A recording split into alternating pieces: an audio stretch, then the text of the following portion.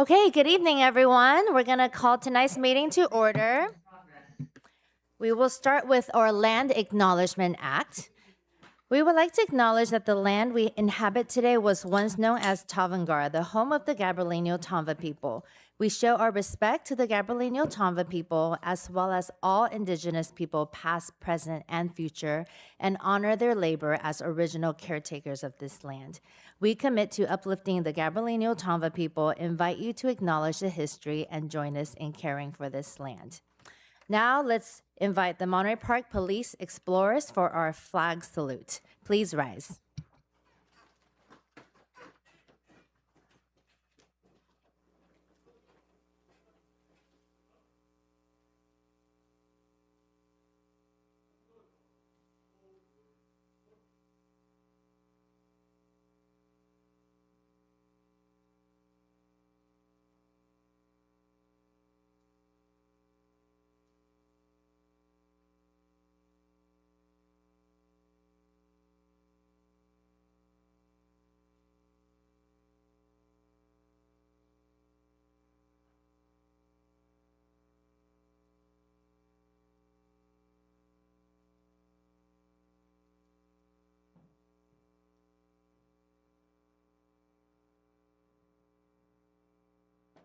Outward face.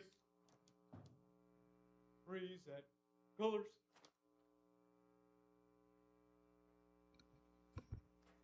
Please put your right hand over your heart. Ready, begin. I pledge allegiance to the flag of the United States of America and to the republic for which it stands, one nation, under God, indivisible, with liberty and justice for all. Order. Colors. Outward face. Forward march.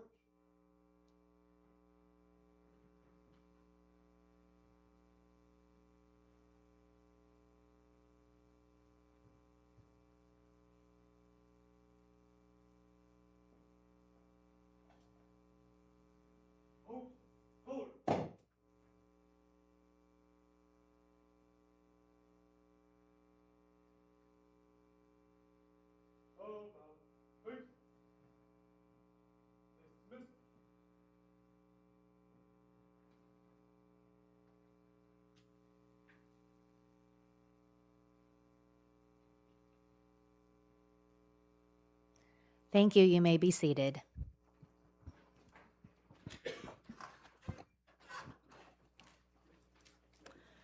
Madam Clerk, may we get a roll call, please? Thank you, Mayor. Councilmember Go, Present. Councilmember Wong, Present.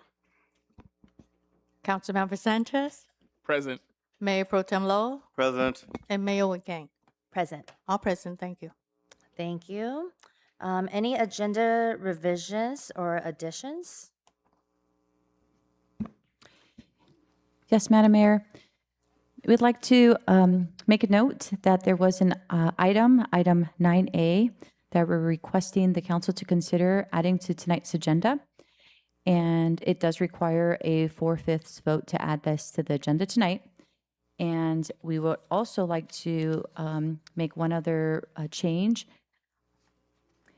Item number 10B, we'd like to remove this item from tonight's agenda. We'd like to bring it back at a future council agenda at the next meeting. We have a clarification that needs to be made, so we'd like to remove it and bring it back.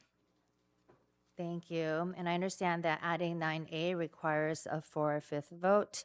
Does anyone want to make a motion to? Move for approval, adding item 9A to the agenda. I'll All right. second. All right, let's vote. Approved unanimously. All right, moving forward. So I understand there are several speakers this evening. I have a stack of public comment cards, and I think some of the speakers are discussing items that may not be on our agenda for tonight. I just want to remind attendees that the Brown Act does not allow the city council to take action on any item not on the agenda. The council may, if they so choose, briefly respond to comments. And I know we have presentation and public comments after that, but if council is okay, we can move public comments to before item 6B, so that, so we'll do 6A, have the mosquito presentation, and then public comment, and then 6B, so the public commenters don't have to wait too long. Everyone good with that? Okay, so let's do 6A, and then we'll do public comment. Good evening, Mayor, council members, staff, and of course, residents of Monterey Park. My name is Joseph Leon. I am a resident of Monterey Park and also the city's representative on the San Gabriel Valley Mosquito Vector Control Board.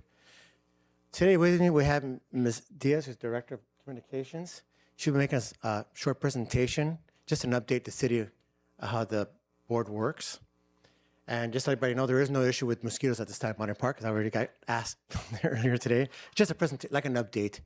She's going to different cities, and we're fortunate enough that she's here today to do an update. And if there's any questions, of course, we'll stand by afterwards for any questions. Thank you. Without a delay, because I have a big agenda. Ms. Diaz. Thank you, Trustee Leon, for the introduction, and good evening, and thank you to the Honorable Mayor, City Council members, and City Manager Alvarez for the opportunity to provide an update this evening. My name is Anais Medina Diaz. I'm the Director of Communications for the San Gabriel Valley Mosquito and Vector Control District. Thank you. The SGV Mosquito Vector Control District is a public health agency created under the California Health and Safety Code. Our mission is very simple: to protect the community from mosquitoes and other vectors that can spread disease. So for that means mosquitoes, Culex mosquitoes, Aedes mosquitoes, and black flies that recently made the news a few months ago. Next slide, please. We are an independent special district, meaning we operate outside of the city and the county, and we were formed by residents to serve residents back in 1989. And the reason for that was because at that time, there was an increase in St. Louis encephalitis, which was affecting public health at that moment. And so we were established then and continue to protect public health for San Gabriel Valley residents by providing specialized services, monitoring and controlling mosquito-borne diseases in the San Gabriel Valley, like West Nile virus and increasingly dengue fever. Next slide. We serve 26 cities and about 1.5 million residents, including Monterey Park, which is an important part of our service area. It's actually at the border of our service area. And what we do often is behind the scenes, but it directly impacts the health and quality of life for all of our residents. When most people think about mosquitoes, they think about nuisance biting, itchy bites, but really for us, mosquitoes are a public health threat first. They can transmit West Nile virus and St. Louis syphilitis. And now locally, dengue is being transmitted in the past couple years. Next slide, please. How we approach mosquito control is very intentional. We don't just go out and try to treat everything. We really look at our surveillance data, and how we collect that is through mosquito trapping, disease surveillance. We test our trap data, our trap samples. We also identify insects, and that really guides our efforts and where we want to control mosquitoes, what areas, what sources we target, and when we need to do treatments. That also informs that decision. Next slide, please. Our operations team really focuses on larval control, because when we look at mosquitoes, it's a lot easier to get rid of or control mosquitoes when they're in their aquatic phase. We can kill hundreds of mosquitoes rather than a few flying mosquitoes. And what we look at are community sources, like at our parks, on our streets, the channels, street gutters. We also look at green swimming pools. We have a pretty robust swimming pool program that identifies green swimming pools across the SGV. And we work with residents to ensure that those are not breeding mosquitoes and spreading diseases. And underground storm drains actually act as a source even in the off season. When it's nice and cool out here, they go and hide underground. Next slide, please. And at the heart of our program is the communications team, which uses education and outreach as a core public health tool. So we try to keep our communities informed, because they are the first line of a defense. And we achieve this through many various ways, including presentations, but we also have a robust K-12 education program that has NGSS aligned curriculum. Next slide, please. Now, lately, we've been faced with many emergency response items. So as conditions continue to change, emergency response is becoming more important than ever. Extreme weather events and invasive mosquito species mean we must be proactive and prepare to respond when conditions shift. And that includes responding to disease outbreaks like we had dengue in 2024, and environmental events like the Eaton fire, which our district responded to by treating thousands of pools that were left behind, unmaintained and unmanageable in the Eaton area. Next slide, please. So next, unfortunately, the city of Monterey Park has a lot of West Nile virus year to year. Not this year so far, but it is a hot spot for us. And so we're very proactive about trying to control the sources that are known in the city. But often we see treatments happen in the specific community. So I'll take you through some of the ways that we come to that decision. Right now, we don't have any scheduled treatments, but if the data shows that that is necessary, then we'll go ahead and move forward with that. So I'll take you through this step. So first, if there is West Nile virus detection, Monterey Park usually has one every year. We notify our city trustee and our staff, and we provide communication tools to be able to inform residents about the detection of West Nile virus in the community. Now, West Nile virus is endemic, so we see it every year. It's not alarming, but it is good to know when it is actually in the community, so you can take steps to protect yourself. Next slide, please. Now, let's say that West Nile virus continues to go detected in a specific community, and we also observe increased mosquito abundance, then that tells us we need to do extra work in that specific community. That's either identifying or treating known sources, searching for new sources and treating those. We observe if those efforts actually work. And if we still don't see a decrease in mosquito risk or mosquito transmission risk, then we have to take the next step, which is a treatment process, which typically happens in this community specifically.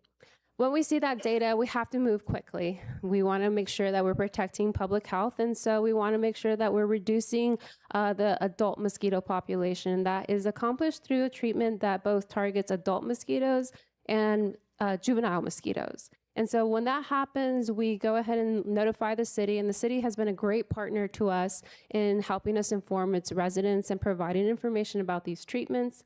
We'll develop and distribute a press release, and again, that is to inform residents in the area that this is happening. And of course, we do our own outreach to the residents through digital platforms.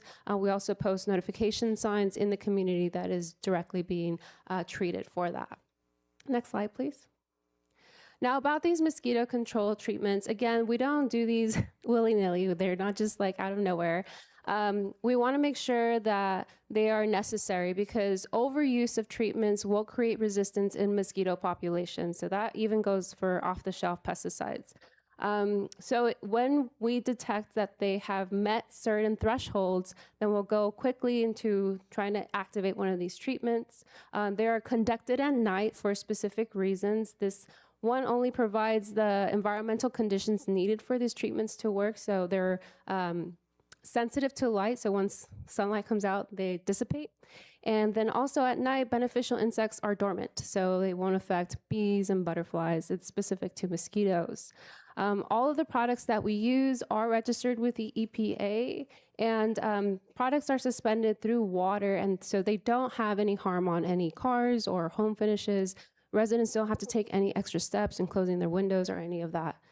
So that's a little bit about the treatments. Anytime that we do have one, we provide information about the products being specifically used.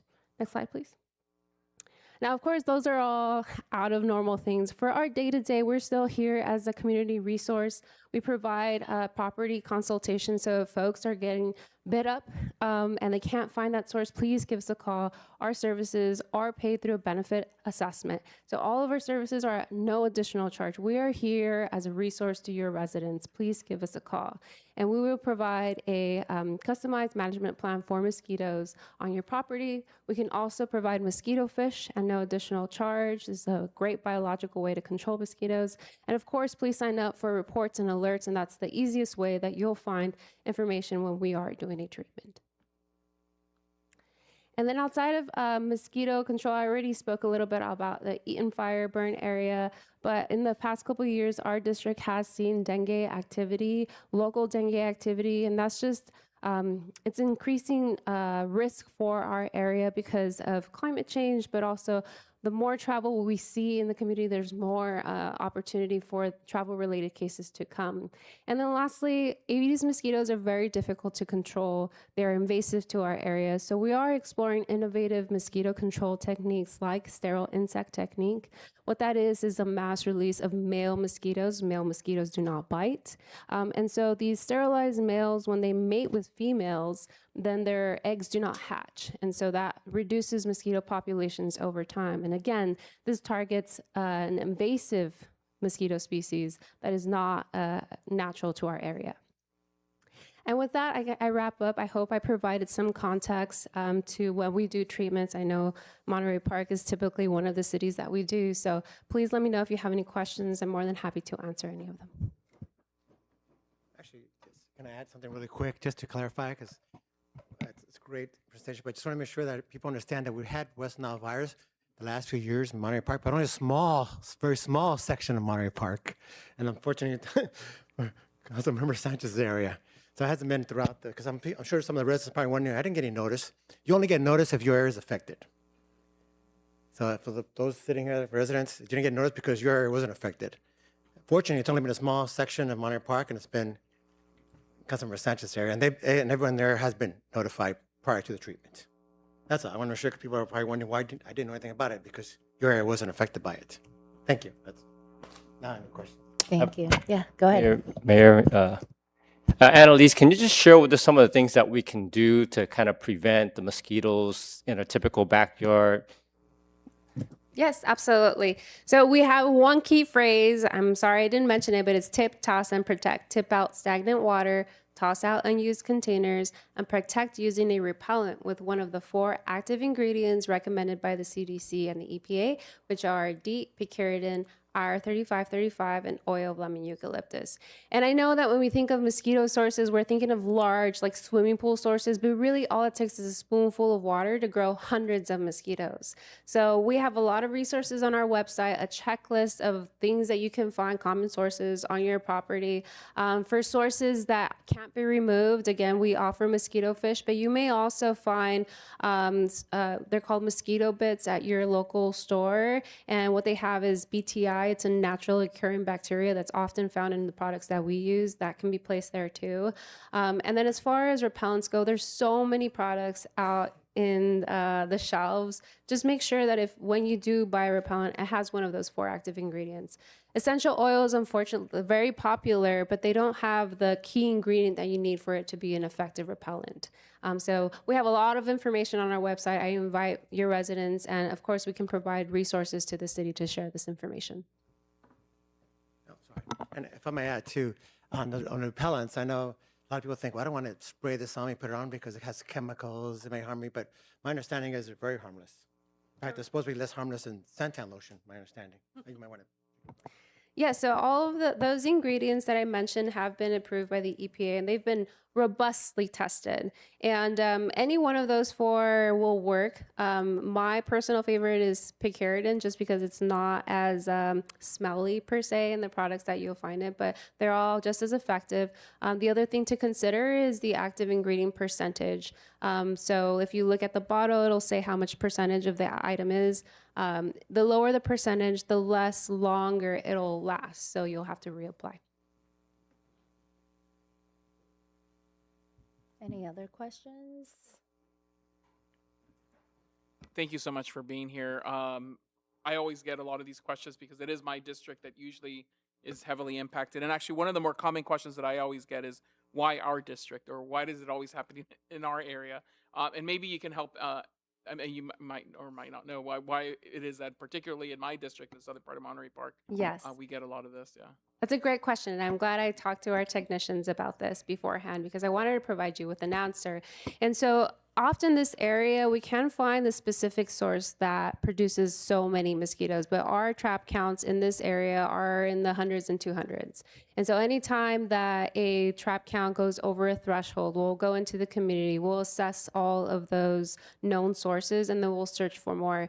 Within the treatment area of that usually takes place is ELAC. And so we have a East Los Angeles Community College. And so we'll often work with the school to also address any sources on that. But it's a combination of different sources.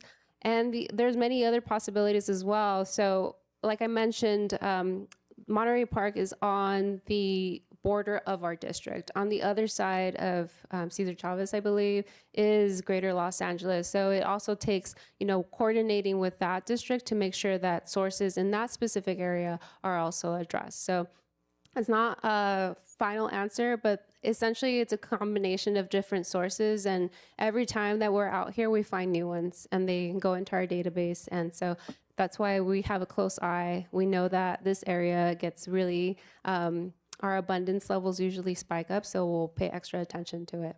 Okay. Thank you for that. And I know that my district borders, or the southern part of Monterey Park borders, East LA, and borders Montebello and other cities. What type of coordination does the SGV mosquito and vector control do with these communities, especially if we're getting, for example, because we might not know if there's water that's, or pools that might be potentially breeding a lot of these mosquitoes that might be coming into Monterey Park because of the close borders. Right. So mosquitoes don't follow borders. They're Exactly. they're just all over the area. But we have a really robust relationship with the neighboring district. In fact, we have a established MOU with all of the vector control district within the southern region to be able to share resources to respond. And we just enacted that MOU when we were responding to the Eaton fire mosquito control. So to answer your question, we have an established relationship with them. If there is West Nile virus, if there is an increased risk to the community, then we're reaching out to them and asking them if they can do their part to look at sources in that neighboring community. Excellent. Thank you so much. And then I just had one last question, because I saw that you have K-12 educational materials, and I'm a teacher. So for teachers who are interested in some of your materials or perhaps your presentations, how would they get that information? Yes, I'm so happy I have you on this council. I would love to connect after. We have an eco-health vector education. Like I mentioned, it's a K through 12. We provide NGSS aligned curriculum, so teachers will not lose out on teaching time if they book our services. So during the spring, we offer more traditional presentations, and that ranges for each and every grade level, but we gamify, some of these curriculum items so it's entertaining for the students. In the fall, we have our community science projects where our students, mostly middle school students, will use the tools that we use for surveillance and apply them in their communities and learn about vector control in that capacity. And so it's a really robust and great program. And you can go to our website, you can get my contact from city staff, and I can definitely connect you with our education specialist. And we always have love getting into new schools and teaching our students. Oh, that's great to hear, and I trust that Joseph will get us connected. Yeah. Yes, and also, if there's any events going on in the city can always contact the board, and they can be present at the different events and have different events or information for the children and adults too. So not just the schools, but different events we have, like Cherry Blossom, et cetera. Just let them know ahead of time so they can make arrangements. Thank you. Madam Mayor. Again, thank you, Joseph, and obviously the work you and your staff do at Mosquito Abatement District. I'm kind of curious. I know that some residents have commented, and I think I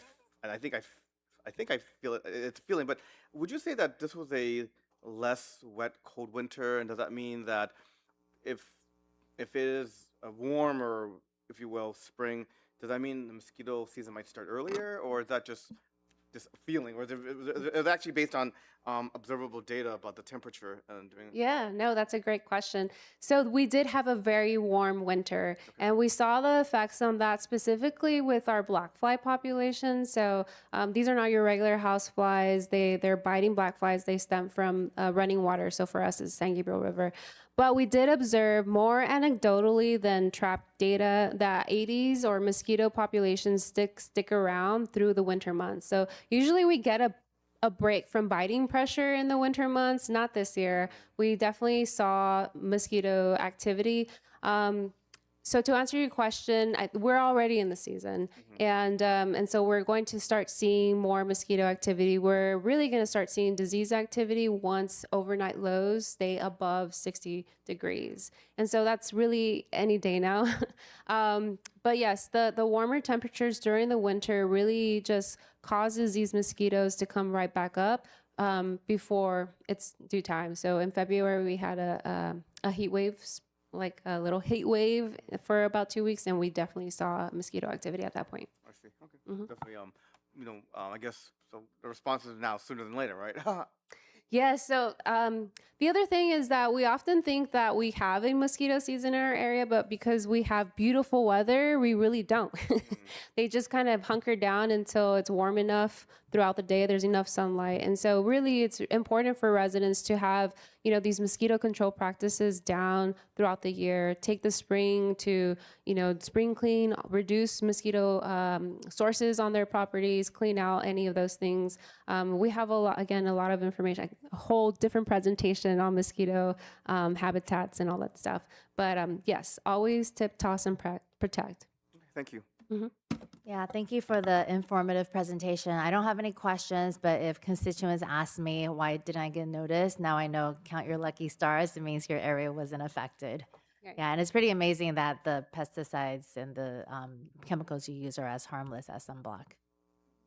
Yeah. Yes, thank you. I really Thank you. appreciate it. Thank you. All right. Well, we're going to go into public comments now. So when I say your name, feel free to come up to the podium and make your remarks. So first speaker is Randy K.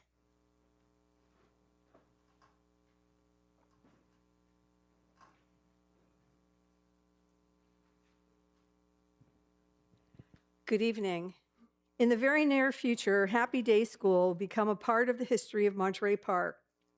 Demolition of the school site and possibly the multi-unit development next to it will commence, and construction will begin on a condo development with at least 32 units and possibly more.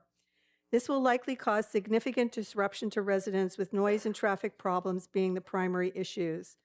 Not that long ago, we witnessed construction of the Holiday Inn, and due to construction issues and rerouted traffic, there were 4 accidents at Chandler and Hellman in 6 days. The traffic study done in 2023 recommended that another traffic study be done should the development be built, because a 3-way stop at Chandler and Hellman may be warranted due to the increased amount of traffic.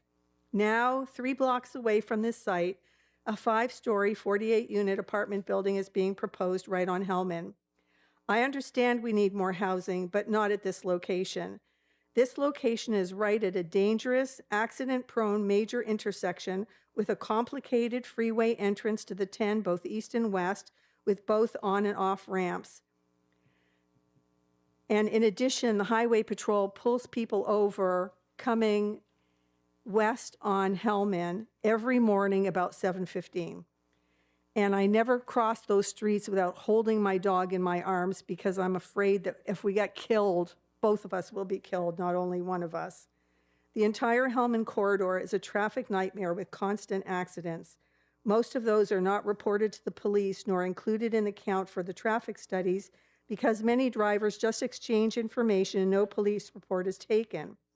This leads to chronic underreporting of accidents and therefore a lack of preventative action in accident-prone areas.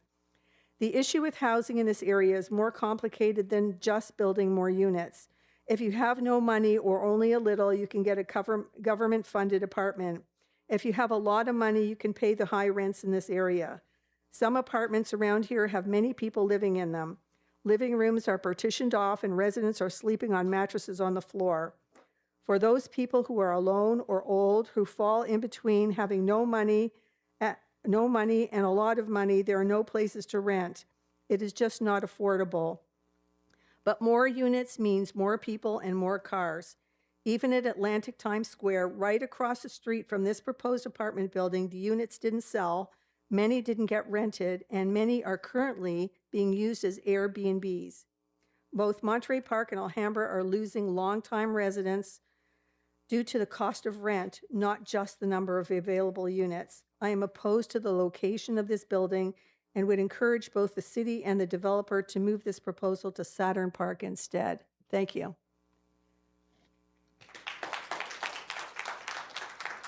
Thank you, Randy. Our next speaker is Dory Ho.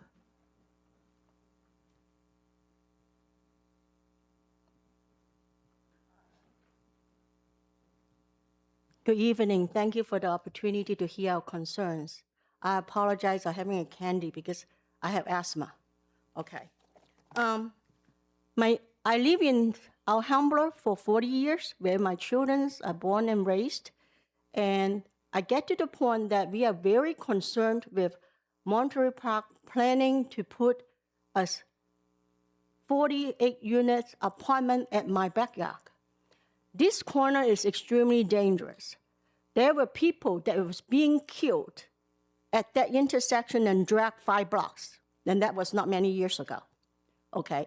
At this time, the traffic from Fremont is pouring into Hellman, and many of us going into the intersection of the 10 east and west. You have to live there to feel it. When we get off work and go to work or go anywhere, from Hathaway to Hellman, it's very difficult to make a right turn because the traffic is nonstop.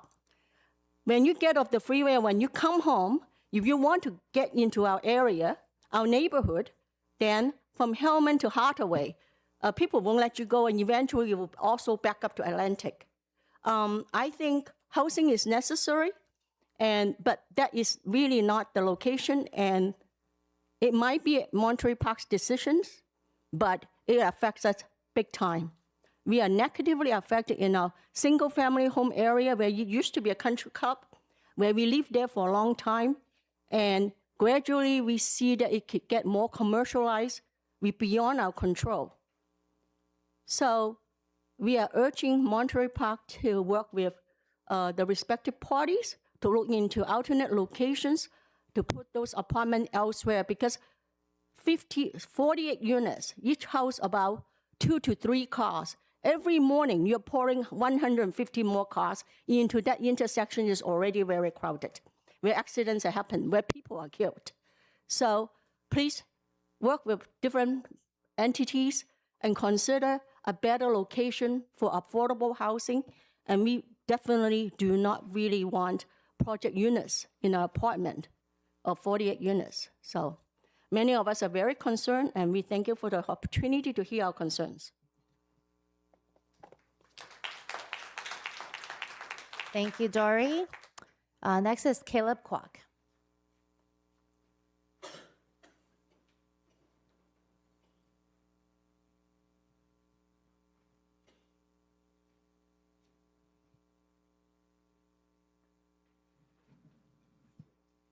Good evening, Mayor Yang, council members, city official, and staff. My name is Caleb. I live at 618 Hathaway.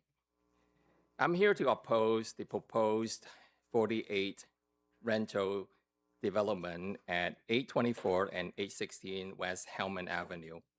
First, I want to thank many Monterey Park and Alhambra neighbors who came tonight to express their concern. I especially want to thank the Alhambra neighbors who standing with us, and also want to thank Alhambra Council member Noya Wang, who was here, she is here, for being here to listen to the concerns of the residents. This project may be located in Monterey Park, but its impacts will also affect nearby Alhambra residents. I understand this project is not on tonight's agenda, so I'm not asking this council to take any actions tonight. Instead, I'm respectfully asking the council within the limits of the Brown Act to refer this matter to the city manager, city attorney, and planning staff for a full written review, and to place this matter on a future agenda if appropriate. Tonight, I do not want to simply repeat all the negative impacts this project will bring. I have written this extensively on my email that I sent to you on May 13. Many neighbors will speak about parking, traffic, pedestrian safety, height, privacy, and neighborhood compatibility. Those concerns are very real.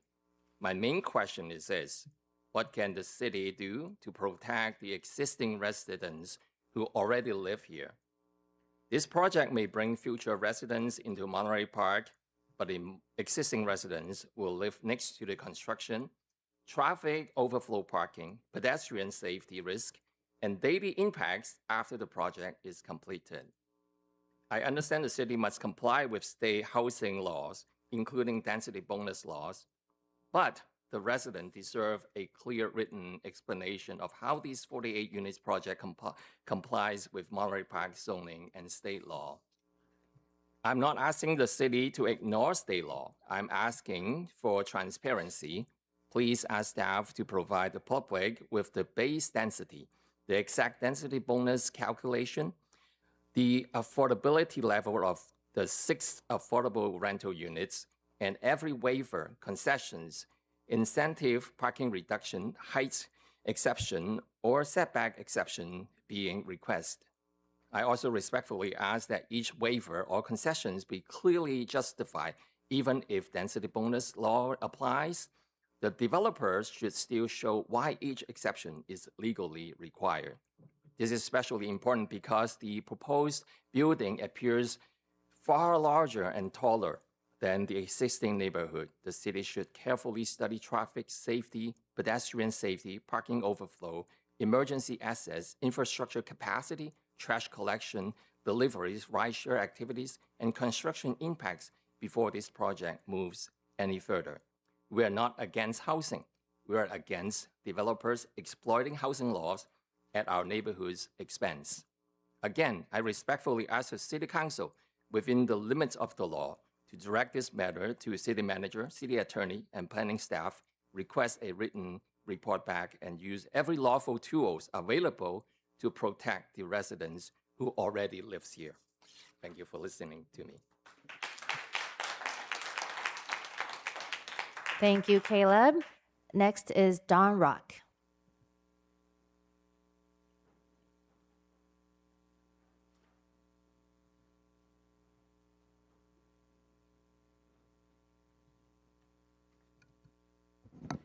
Good evening, Mayor, council members, and dedicated staff. My name is Dawn Rock, and I wasn't going to speak tonight, but this was just given to me, and I was asked to share it. It might be information that Robert or Inez already are aware of. However, I'd like to share it with all of you and the community. My apologies if the information is a little more disjointed than usual.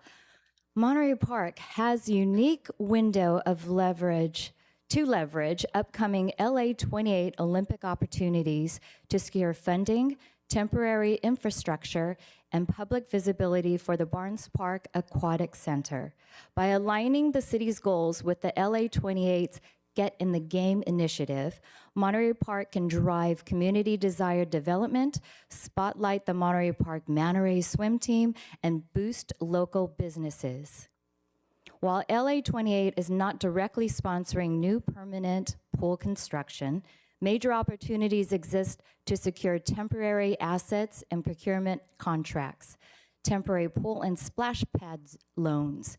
LA 28 is loaning temporary pools to municipalities such as Inglewood and Long Beach. Monterey Park can petition to secure a temporary pool loan or a splash pad asset to showcase LA 28's commitment to community engagement. LA 22 community engagement and events. Monterey Park can host official LA 28 funded community celebration events such as fan zones, watch parties, torch relay local staging to draw widespread attention to our local aquatic needs. We can also partner with LA 28 to host an international delegation country, a program fully funded by LA 28 that will spotlight Monterey Park on a global scale. There are other public relations, ambassador campaign, and outreach to former Olympic athletes that are now LA 28 board members. Looking forward to sharing more detailed information with all of you and having Monterey Park become, once again, an Olympic city with a heart. Regarding tonight's agenda item on the temporary ad hoc subcommittee to explore funding strategies for the Barnes Park Aquatic Center, it is my hope that 2 council members will be on the committee, and I look forward to sharing and working together on the multi-tiered financial funding strategy of political advocacy, community development block grants, and private philanthropy. As always, I am grateful for your time, consideration, and service to our community. Thank you. Thank you, Dawn. Next up is Martha Yoselens.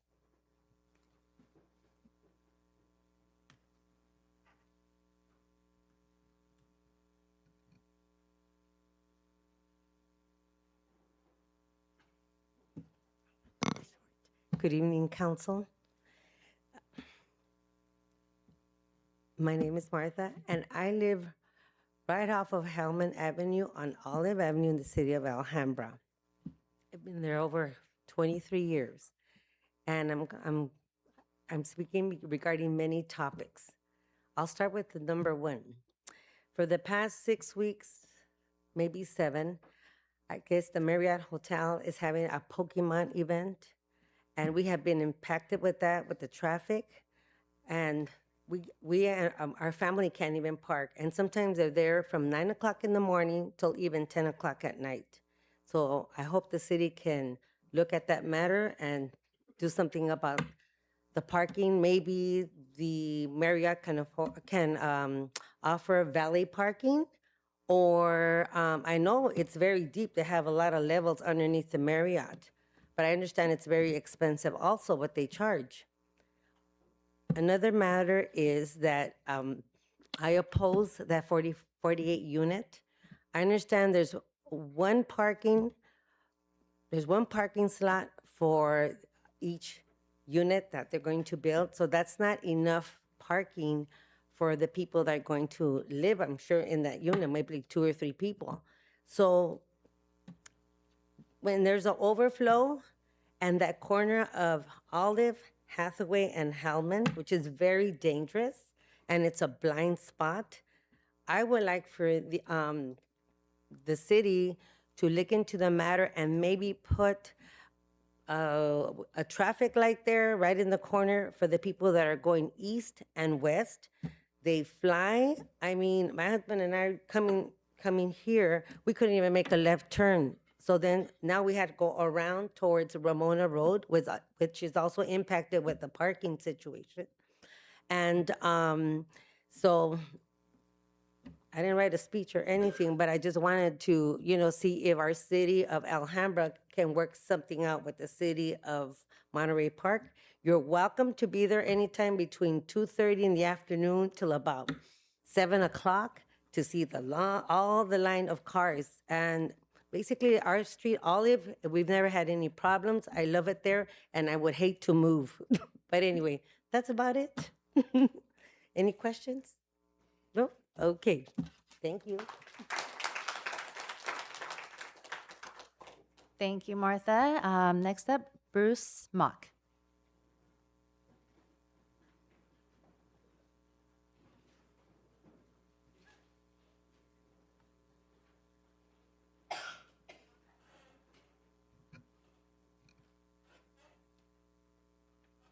Good evening. My name is Bruce Mock. I live on Hathaway Avenue in the middle of the street. Basically, I have 2 houses there, and I want to emphasize that we've been living there for almost 42 years. We only have 4 people living in a quarter of an acre. Okay, most of the houses around my houses, most of the residents only have 2 up to maybe 3 people per household. We are single-family homes. Right now, well, we're talking about earlier. Somebody have mentioned about Happy Days. Happy Days, my daughter used to go there. It's a much bigger lot than the one proposed here in the 824 West Hellman. Okay, and you're talking about that place is going to only build 32 condos. Now you're talking about 48 for a smaller lot, higher, structure, more traffic. Today at 4 o'clock, I tried to cross Hellman. There's so much traffic. They don't stop. And then almost, I put my foot out. Supposedly they're supposed to stop and let pedestrian cross, and nobody you. Somebody mentioned before, one person, an older gentleman, got killed and dragged a couple blocks from that location a couple years ago. This is real. Okay, and then a lot of people, even right now with the hotel, all the parties and conference that they have, they park all the way into my area. 2 days ago, they throw In-N-Out burger wraps on our sidewalk. Okay, this is happening. Drinks, half filled, half full, half finished, left on the side of the driveway. That's not acceptable. It has been a very quiet neighborhood, and all of a sudden you're talking about 48 plus 2 times 2 or more, and then you're going to have a lot more cars in that coming in. It's hard to make a right turn on Hathaway or going left turn on the Hellman onto my street. Thank you, you guys, for putting in the left turn signal, turning lane onto Atlantic. I appreciate that. When the hotel, was first proposed, the hotel, before we were told that they're not going to have, most of the parking will be underneath. It's not going to be impacting our local streets. That's not true. It's impacting us already. With this major housing project that you're going to put there, it's going to make it even worse and worse. And more people might be getting into traffic accident or burglaries. A lot of strangers are going to be visiting our neighborhood. That's not nice. Noise will be a problem. Trash, I mentioned before. And then security is our main concern. Like a lot of older senior citizens, or at least my age, I live there, and we need the protection. I hope you guys can, put that in your decision making. Again, housing is important, but you need to look at our immediate neighborhood. We are mostly single-family homes, and I hope you will consider, moving that project somewhere else, or modify it and lower the density. Thank you. Appreciate it.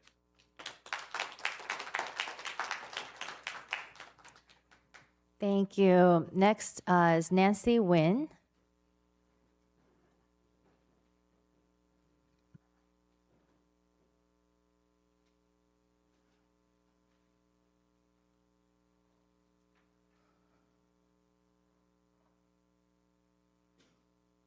Hello, Mayor and City Council.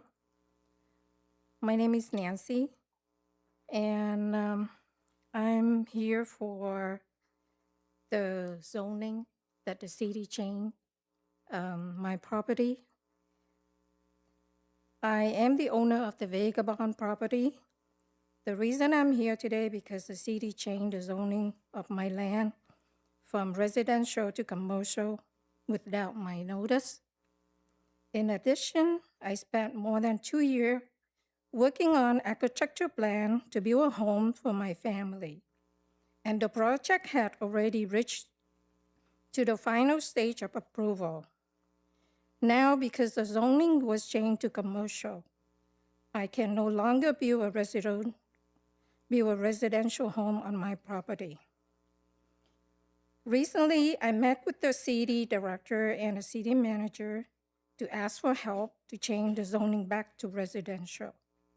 However, I was informed that I would need to pay application and processing fee again, which could cost more than $100,000. I respectfully ask the mayor and the city council to please reconsider this situation and support housing opportunity in the city of Monterey Park by allowing the director to authorize changing my property zoning back to residential zone as soon as possible. I could appreciate hearing your response, and thank you very much.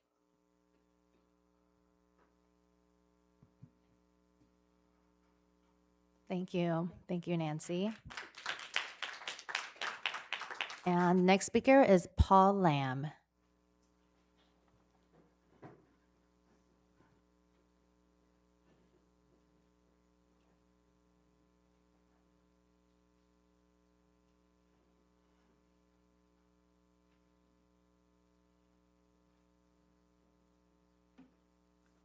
Good evening, everybody. My name is Paul Lam. I'm living in Alhambra. Close next street is Hathaway.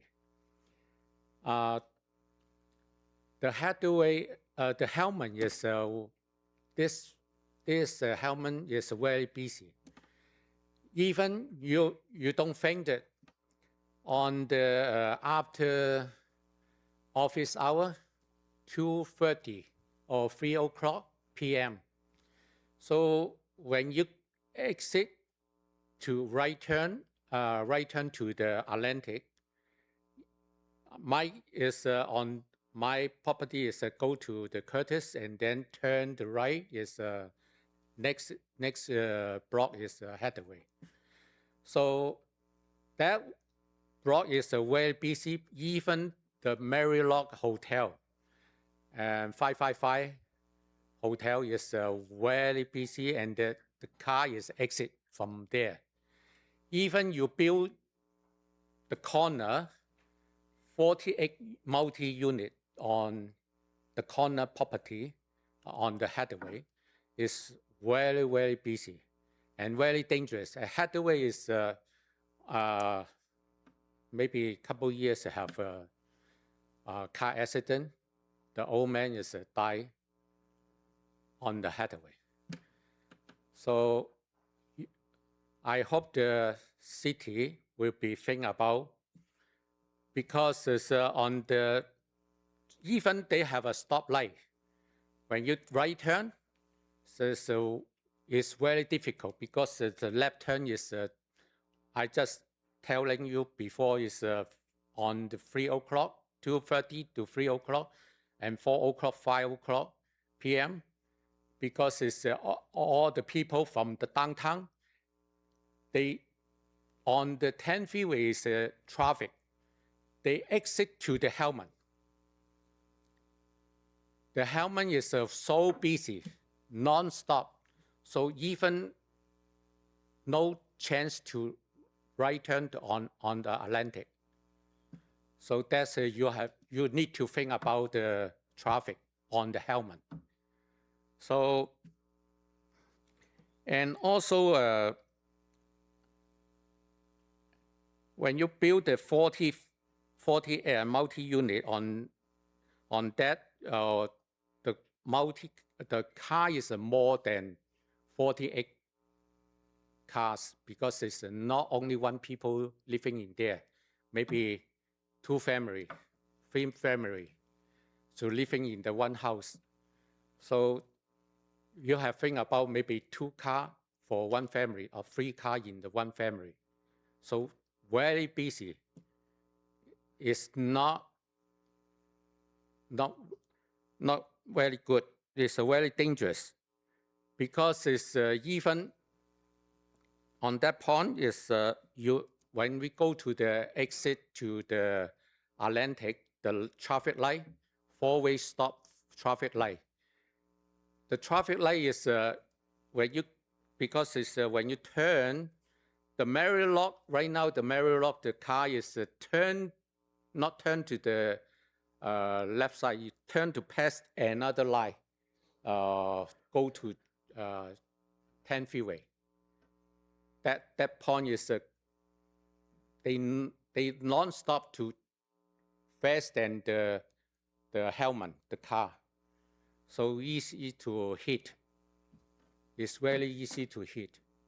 Even I tried to pass the Atlantic, go to the helmet, and the one police car from the stop sign, they have a stop light, stop sign. The police car is they non-stop. They just go through. I stand on the helmet. The police car is turn left right away. I stop very good time on the good time. The police car stopped telling me what did they telling me. He don't stop side. On the stop side. He don't stop. He just turn right away, and then telling me is telling me I should be slowly. He don't slowly and then telling me slowly because I have right to on the helmet slowly to go through. That's my point is very dangerous. Even the policeman. Yeah, that's my point because it's the stoplight and then you have to count how many minute to turn to the 10 freeway and then go through the helmet. Okay, thank you. Thank you, Paul. All right, and council may briefly respond at this point to any of the public comments. Well, thank you, Mayor. First of all, I wanted to say thank you. I mean, this is not an agenda, so we can't have a full discussion, but thank you for the residents, both Monterey Park and the friendly neighbors in the Hamburg for coming by to let us know about the concerns. What we will do and what we can do is I'm going to ask the city manager and staff to kind of look into this because usually something like this, it gets kind of walked through the planning commission. So I'm just going to have staff look into this and make sure the planning commission and staff can look into the concerns and how to mitigate the concerns for traffic, safety, and parking. And I'm sure there'll be updated reports along the way and just to keep the residents, both sides of the city involved here so that they know what's going on from a transparency standpoint. Thank you.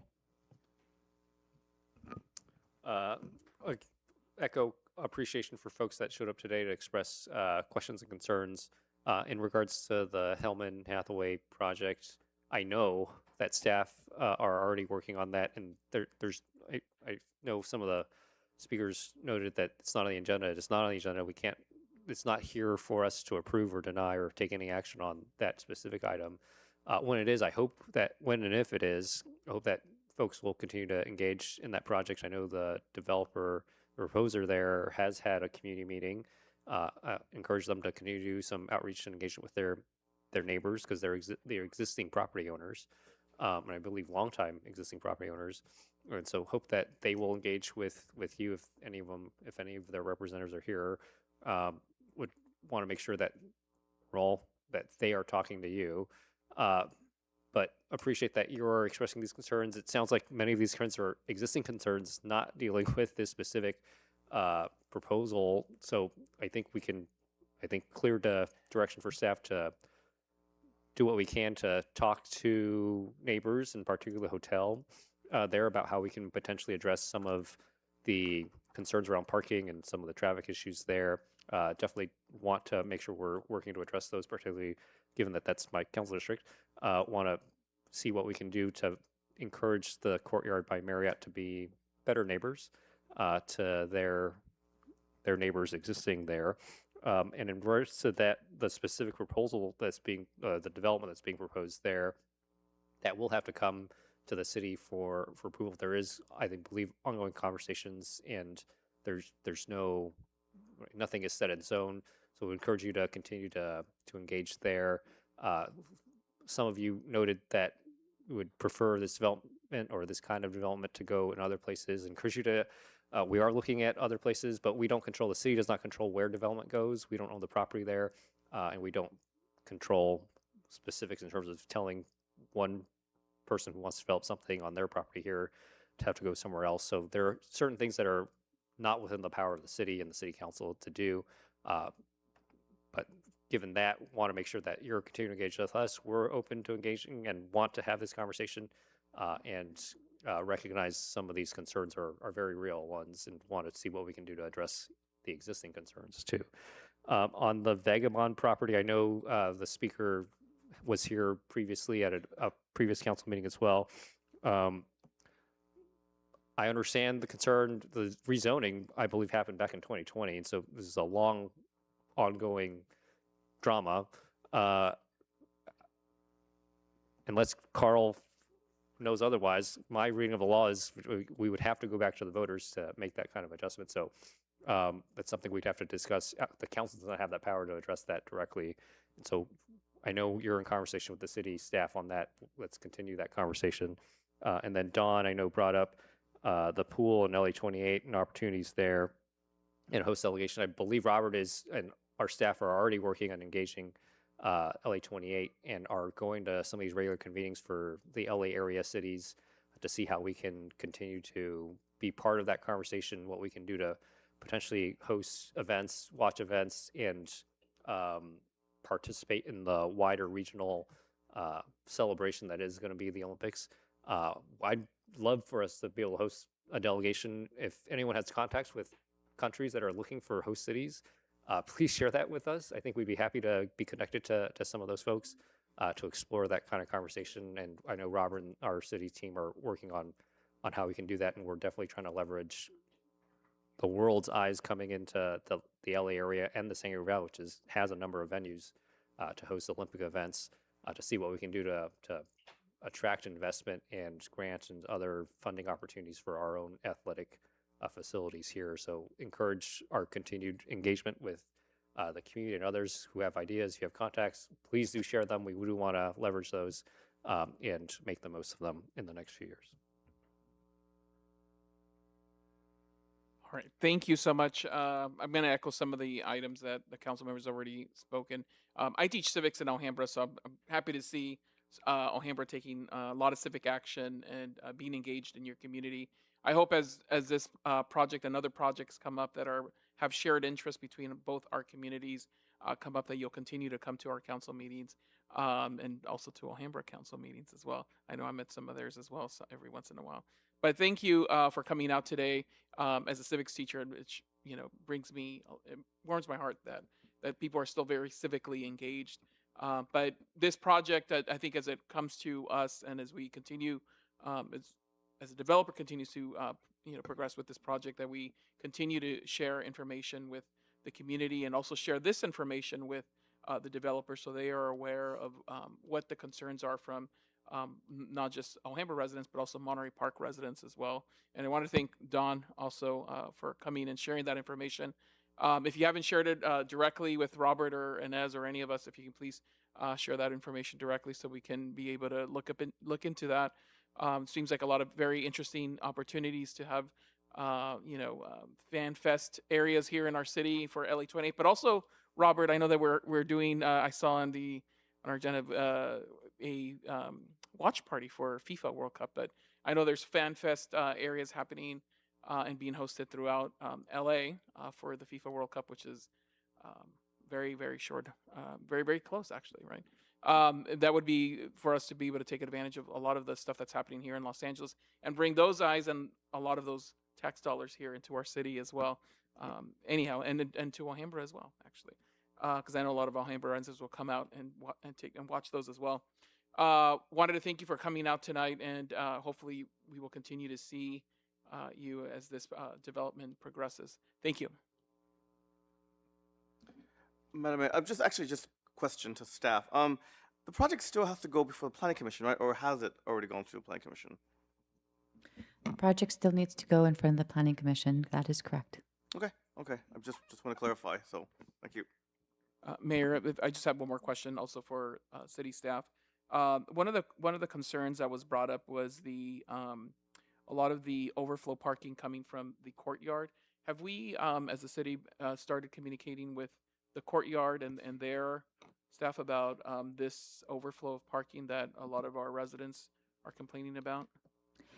Madam Mayor, members of the council, we recently had heard from residents at the community engagement meeting that was hosted at the Hellman site that this was a concern. So staff is working back to reach out with the Marriott to figure out if there's a way that we could make improvements around parking in that space. In addition, we could evaluate if there's other opportunities for permitted parking as an option that the city could investigate to see if that's a viable option. Staff could look at that as well. But yes, we are engaging with the Courtyard Marriott to just see if we could make sure that we understand how they're utilizing their parking on site. We definitely understand that there is paid parking. And so if that seems to be a deterrent for individuals not utilizing that parking space on site, then we'll definitely have follow-up conversations with the Marriott to see if we can make that any better. I think that if this continues to be an issue, I think this also presents itself with a good opportunity for both our city and the city of Alhambra to collaborate on finding ways to be able to protect some of this parking, which is very limited, so that it's available for residents both who are living within Alhambra and Monterey Park, so that when they come home, they have available parking for them to, or have the guests over, and it's not an overflow parking for the courtyard. Thank you. Actually, thank you for bringing that up, Councilmember. Just for my clarification, so right now in Alhambra, if there's any overnight parking, it requires a permit, correct? Madam Mayor, members of the council, yes. I don't know if Sean knows the times off the top of his head, but I believe that in Alhambra, the overnight parking restrictions start like from 2 a.m. to 5 a.m. Is that? Oh, 6 a.m. Thank you for that clarification. So correct. If residents park, Alhambra residents could park in Alhambra with a permit. But if they don't have a permit, then correct, overnight parking is not allowed. And then back in our city, for a couple of years now, right, we've had required permit parking for the neighborhoods surrounding East LA College to address some of the parking concerns over there, right? Correct. There is several areas in the city that have permitted parking. Some of them are different variations of times, and some, I believe the one around ELAC College in that neighborhood is enforced 24/7, if I'm not mistaken. Okay. I just think that maybe perhaps for the city in the future, especially projects in particular that may have considerable impact, I think that's something we may want to consider implementing wherever it seems relevant and useful. So. Madam Mayor, members of the council, if the council is interested in us and staff bringing back an item for discussion, evaluating parking on the northern border, we can definitely look at that if that's something that the council is interested in doing. Yeah, seems like that. Well, I wanted to thank everyone who came out, taking your time out of your busy evening, Alhambra and Monterey Park residents. So yeah, like my colleague said, I think we do want to direct staff to look more into this, and then like per Caleb's request, do a full written review, or bring it back on the agenda back to us. I know that the developer is here too, so it shows that they're also interested in learning and hearing about what residents have to say. And I believe the developer is going to host an additional public input meeting so that more questions and feedback can be shared. And when the item does come before the Planning Commission in the future and before council for consideration, all the residents within the immediate area will receive notice, and all the agendas are also published on the city's website as well. So that will be coming. And also Councilmember Noya from Alhambra, she's here, so that shows her support for the Alhambra residents too. She did reach out to me personally yesterday, and we communicated about this item. So you have support from both Alhambra and Monterey Park communicating. Councilmember Wong, you Yeah, wanted just to add wanted something? to clarify. So if for parking districts, our parking district regulation, right, doesn't, it would be up to the neighbors to vote that in and set the boundaries for that. And then they can also set, but do we have restrictions on what time the parking permit would be required? Or could it be daytime, or is that something we'd have to address? I'm going to ask Sean Igo, our Public Works Director, to come down and chat about the permit parking application process. There is a process for that. And so, yes, it is usually initiated by the residents in the community. Sean is more familiar with that program. So, Good evening, Honorable Mayor, Mayor Pro Tem, City Council. Sean Igo, Public Works Director. Yes, there is a formal process that residents would have to go through. It's a petition process that they would have to get their neighbors to sign. There's also a cost associated with this. I don't remember what the cost is, but it's a few $1,000s to get that process started, because there is staff time that goes into this. And then after that, then they would actually have to pay for the permit annually. So there is an ongoing cost for the residents to have this permit. So I mean, that's just an option for the neighbors to consider in terms of, there's no restriction on, it sounds like there's parking issues in terms of the hotel during the daytime. I know most of the parking districts are more overnight parking. So they could initiate something like this if the neighborhood wanted to for daytime, to address some of the daytime parking issues. But we're going to work, sounds like we're going to work with the hotel to see what we can do to encourage them to be better neighbors. But everything that I think Caleb and others brought up in terms of concerns, those will all be addressed in the proposal from the developer, right? They have to do their own traffic study. They have to do all these things. Those are things that are going to be fact checked by city staff. And that will go through a public hearing process through the Planning Commission. Just confirm for those that are attending here today that there is a process to go through all this, and there are studies that are required for folks that are proposing development projects, especially of the scale, to address their impacts. Thanks. Yeah, and I actually spoke with representatives at the Marriott yesterday, Jennifer Huang and Veronica, and they told me that the Pokemon card trading convention, that's one of those events that's caused a lot of traffic. They had their very last one last week. So that's not happening anymore in the future. They do have one bigger event for Father's Day weekend. So Father's Day weekend might be a little busy, but other than that, they understand that that convention trading event is too big for their hotel. So at least what they've told me is they're not going to do those kind of events anymore. And then thank you, Dawn, for coming to share about the pool opportunities with us. And then for Nancy and the Vagabond, I know that staff is already in communication. I believe the $100,000 money amount that you mentioned, that's if you were to conduct an entire election by yourself, which, but if you tag on to like another election in November, then you don't have to worry about the entire cost of an election. So staff can continue work with you on that. All right. Well, that's not really brief comments, but did you want to say something? Madam Mayor, members of the council, I did want to point out, appreciate the comments tonight. The city is on several different Olympic planning committees and learning more about opportunities. If community members have these types of opportunities, would definitely like to learn more about them.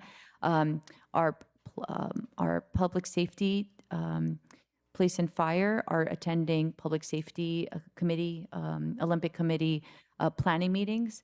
Our economic development staff is attending business opportunities, ways that we can engage and make sure that our city is thriving during the Olympic process. So we're attending those types of meetings. And then the recreation staff definitely is involved in Torch Run and Fan Fest to learn more. But if there's anything else that you have, please share it with us. We'd love to make sure that we're not, that we're evaluating all opportunities for the city of Monterey Park. Thank you. Thank you. All right, thanks everyone for coming. We're going to continue with our presentations. Or item 6B is citywide communication survey results. Thank you. Good evening, Madam Mayor, members of the council. This evening presenting will be Citlali Tejeda. She is our Civic Spark Fellow who's been helping the city manager's office with communications. We recently ran a survey, which you're aware of, and she's going to present some of the findings and takeaways from that survey. Citlali? Good evening, Mayor and City Council. My name is Citlali Tejeda, and I am the city's Communication Fellow. Part of my role as a fellow is to expand and refine the city's outreach efforts to enhance communication between the city and its residents. So we're going to begin with an overview of the survey. So the survey was designed to capture multiple dimensions of the city's communication efforts, and it was broken up into 3 sections: sources of information, communication effectiveness, and content priorities. The sample size was just above 200 responses. The survey was open for 6 weeks and was available in 3 languages. The survey, I'm sorry. And I'm excited to go over the findings of the survey with you guys tonight. Okay, next slide. So the key findings from the survey are: the residents primarily receive information through Instagram, the Cascades, and the city website. The next key finding was residents value clear, accessible information, and residents express strong interest in understanding city projects and decision-making processes. So the key findings that we're going to go through are going to reflect these in the data. So to begin, respondents were asked which channel of communication they receive city information from. I do want to note that the respondents were allowed to select multiple options for this question, and this figure shows the top communication channels that were picked. And so we could see that the top one was the Cascades, followed by Instagram, the city website, and then city banners, printed flyers, and Facebook. On average, respondents picked 3 communication channels. So that goes to show that residents are relying on multiple channels of communication, which goes to show how it's important that we are producing content that's going on all of these channels, and that the content is consistent across all channels. Moving on to the next slide. The survey asked which channel was most frequently checked. For this question, survey respondents were only allowed to pick 1 channel of communication, and we can see that it's the same 3 that were on top. It was Instagram, followed by the Cascades, and then the website.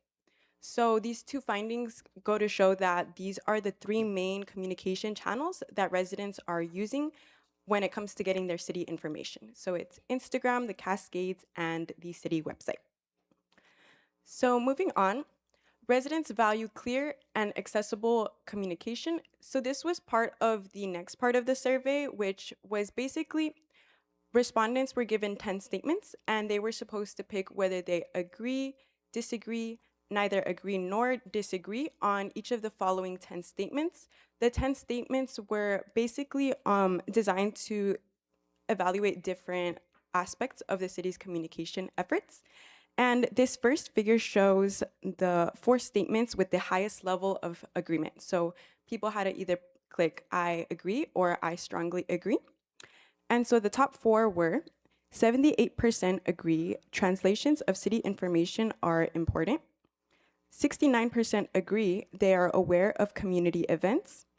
58% agree the city communicates information clearly, and 56% agree that city council meetings serve as a source of information. So this goes to show how the city has been successfully advertising community events and has been communicating information in a clear manner. Now, in this next slide, we have the 4 statements with the highest level of disagreement. So respondents either clicked that they disagree with this statement or strongly disagree. And for this presentation, I want to highlight the top 2. So more than a third of respondents disagree with the statement that they hear about city updates in time to act on them. And about a third of respondents disagree with the statement that they hear about city opportunities in time to act on them. So this kind of ties back to the idea that residents value clear and accessible communication, but they also value timely communication. So they want to have enough time to act on these updates and opportunities. Now for the next slide, the last part of the survey was content priorities. And this part of the survey asked the respondents about which topics they are most interested in. And this figure shows the top 6 topics that residents were interested in.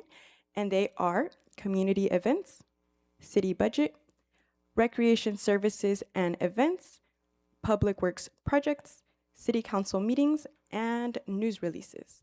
So this finding goes to show that respondents are expressing strong interest in understanding city projects and decision-making processes. Now, in this last slide, we have implementation and areas for further research. So as the communication fellow, one of the things I'm going to be working on is implementing these findings into our communication strategies by posting updates and opportunities on all channels multiple times and in a timely manner, developing more content where there is interest. And for further research, we'd like to conduct focus groups specifically on populations that this survey may not have reached, because this survey was distributed through digital media, print media, and in person at community outreach events. And that is it. Are there any questions?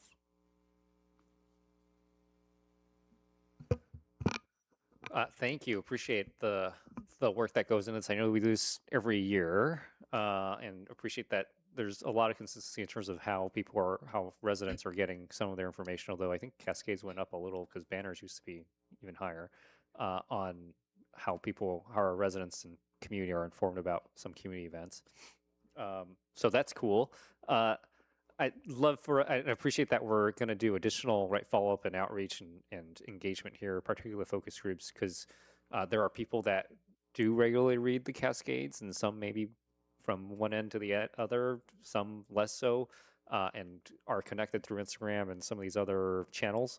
But there are thousands of people in the city that aren't connected at all, and despite our mailing the Cascades to every household and all these other opportunities for people to engage, still don't hear about a lot of things that are going on at the city, not only things that the council are looking at, but even city events, things like that. Would love to learn and see what we can do and how we can be more innovative in reaching out to them and really building a better connection with more people in the community, so that even that 1/3 that says that they hear about things too late sometimes, I would love for that not to be a reason or an excuse anymore. But I don't want that to take away from how much I appreciate, and I think this council appreciates the staff and all the work that we've done, especially in the last few years, to do a lot more, redouble our efforts with community engagement, particularly our different departments. Right, we just had the Public Works Day earlier this week. Police Fire Department had an event this weekend. Police are always open, having events with the community, and we're doing a lot, and all of the departments across the board are doing a lot to really just be more accessible and more engaged with the community. And we're doing a lot, I think, on the communication side to be more transparent and more engaged, more accessible for people. And whatever we can do to continue in that work would be great. And if there are new ideas, other things, other cities, and even other companies and organizations are looking at to engage with customers and people who are looking for information, would love to explore what else we can do to get the word out about things happening at the city, good news and things we want feedback on as well. And appreciate the work that went into this and the continued work to continue to improve. So thanks so much.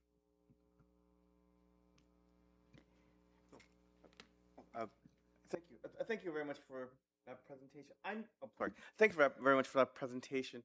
I'm kind of curious, though, because given that one platform that's operated by Meta, Instagram, seems to have higher response than Facebook, the other Meta platform, and I'm just curious for city staff, especially when it comes to using these tools from Meta, as far as either to survey, marketing. Have we ever thought about,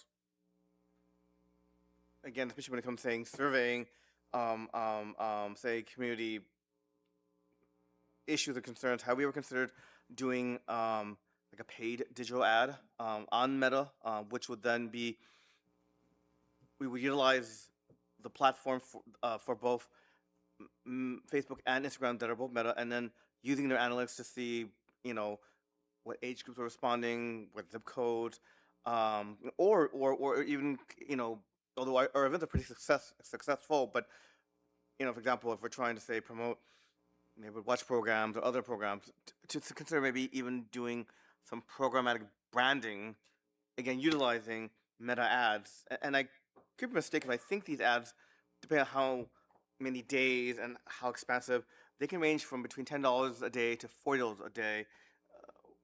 That's just a thought and suggestion, so. Thank you. That's something we can certainly take a look at.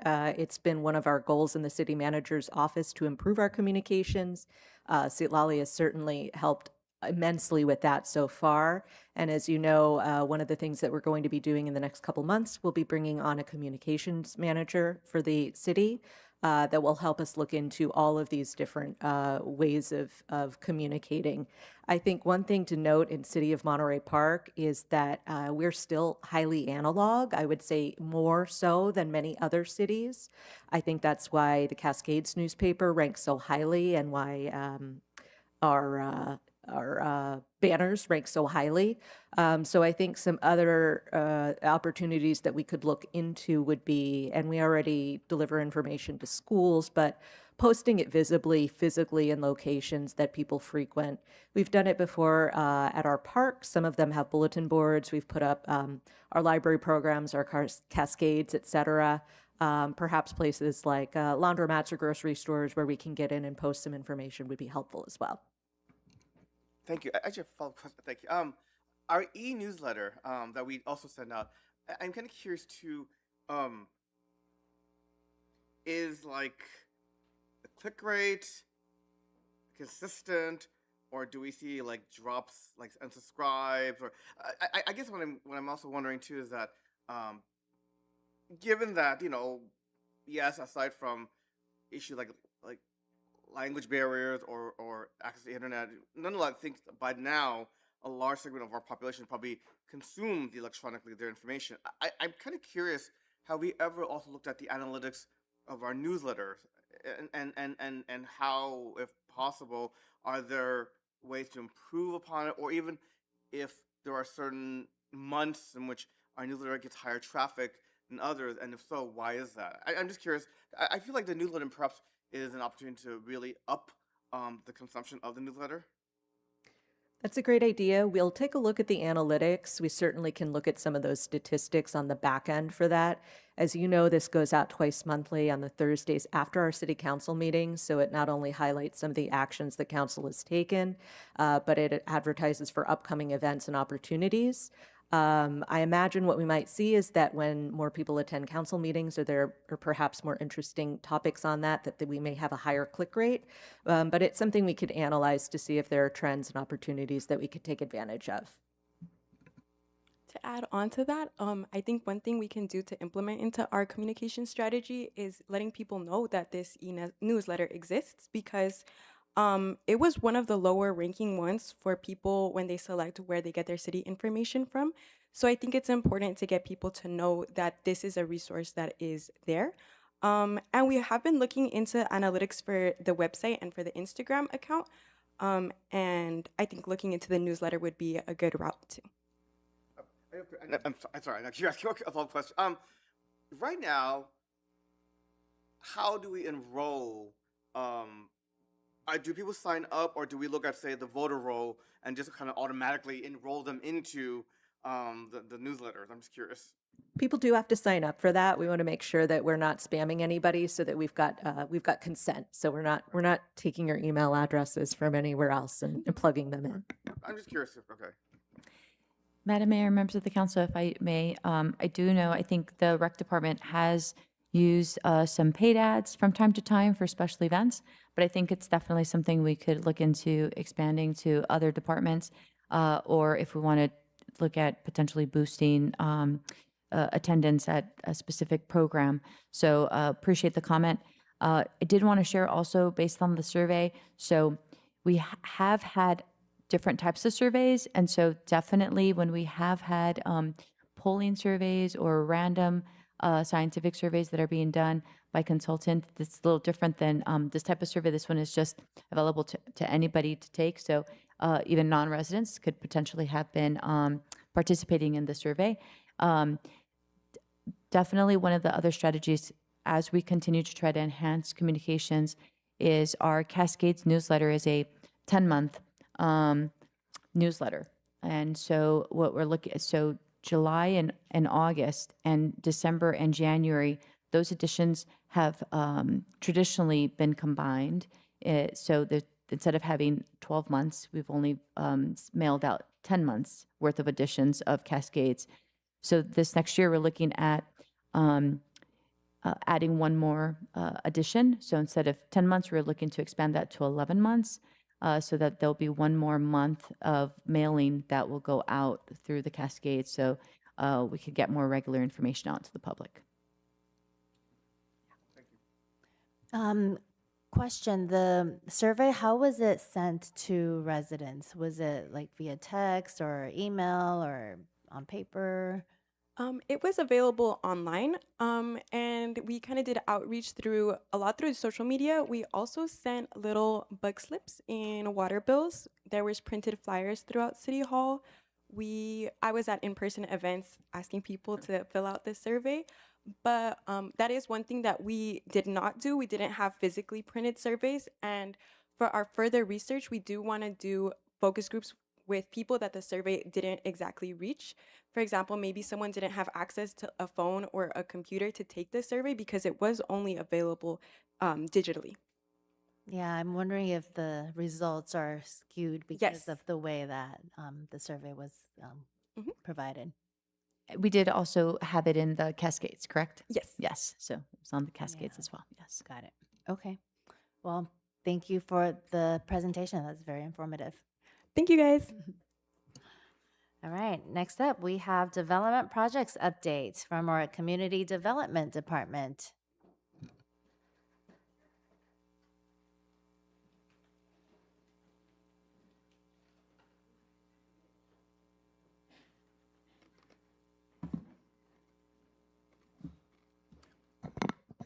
Good evening, Madam Mayor, Mayor Pro Tem, council members. Joe Torres, your Economic Development Manager. I am pleased to present an update on the city's major development projects. We can all agree that land development is essential for our city's success and imperative for our community's prosperity. These development projects generate more jobs, bring desired curb appeal, unite community members, maintain or increase home values, and provide additional revenue to the city. Next slide, please. Before I present the development projects, I'd like to take a moment to familiarize the City Council and members of our audience with the city's project development process, which can vary depending on the specific nature of the project. So this is more of a general overview from start to finish. The process begins when a developer submits a formal application for entitlements and permits. This is called the entitlement or zoning clearance process. A design review may be conducted, if applicable, which ensures the project's aesthetics and compatibility with the surrounding areas. The next step is the plan check, which ensures the development meets the city's building, safety, and fire requirements. Once we complete these 3 steps, the project proceeds to the permitting phase, where building permits and other specific approvals are issued. However, construction can only begin once all the necessary permits are issued. Regular inspections are conducted during construction to ensure compliance with building codes and safety standards. After construction, the city conducts the final inspection, and if applicable, a certificate of occupancy is issued. The development is now ready for occupancy and operation and ready to serve our community. Now, using these steps and these milestones as our roadmap, let me guide you through the progress of our major project developments. Next slide, please. We are all excited that Monterey Park's third Starbucks location on 1969 South Atlantic is now open for business. This location features the new 2026 Starbucks prototype, which balances a spacious, cozy atmosphere inside with a state-of-the-art drive-through outside. This store is a perfect example of Monterey Park's economic vision, balancing modern innovation with a deep commitment to smart growth. Next slide. Tenant improvements have been completed at the 1800 West Garvey building at Casuta Canyon, and it is now operating as Varsity Jiu-Jitsu School. Staff is working with the school to schedule a ribbon-cutting ceremony. Next slide. The Whitmore Villas, a development featuring 63 townhomes on 2.74 acres, now looks more like its initial conceptual design, and it's nearing completion. This project is adding valuable housing stock to our city. Next slide, please. The 5,000 square foot commercial building at 283 East Garvey is also near completion, with exterior and interior finishing work currently in progress. This new commercial space will soon be ready to welcome a retail market. Next slide. Work is also in progress at the downtown Lincoln Plaza Shopping Center at 100 to 120 North Garfield. As you can see, much of the facade work is near completion. Businesses have been opened during construction, including ABC Cafe, which was located nearest to the fire damage. Next slide. At the 110,000 square foot A1 self-storage site on 2500 Davidson Drive, progress is being made with the building construction, signifying significant steps forward for this project. Next slide, please. Tumbling Dumpling Restaurant is bringing its popular culinary offerings to Monterey Park and has signed the lease at the former Caro's restaurant. The building permit for tenant improvements was issued in March 2026, and work is very well underway. Next slide, please. Fire significantly damaged the building located at 601 West Garvey a number of years ago. The renovation finally began in July 2025, and as you can see, there has been much progress with a new facade. However, construction has stalled recently due to expired permits.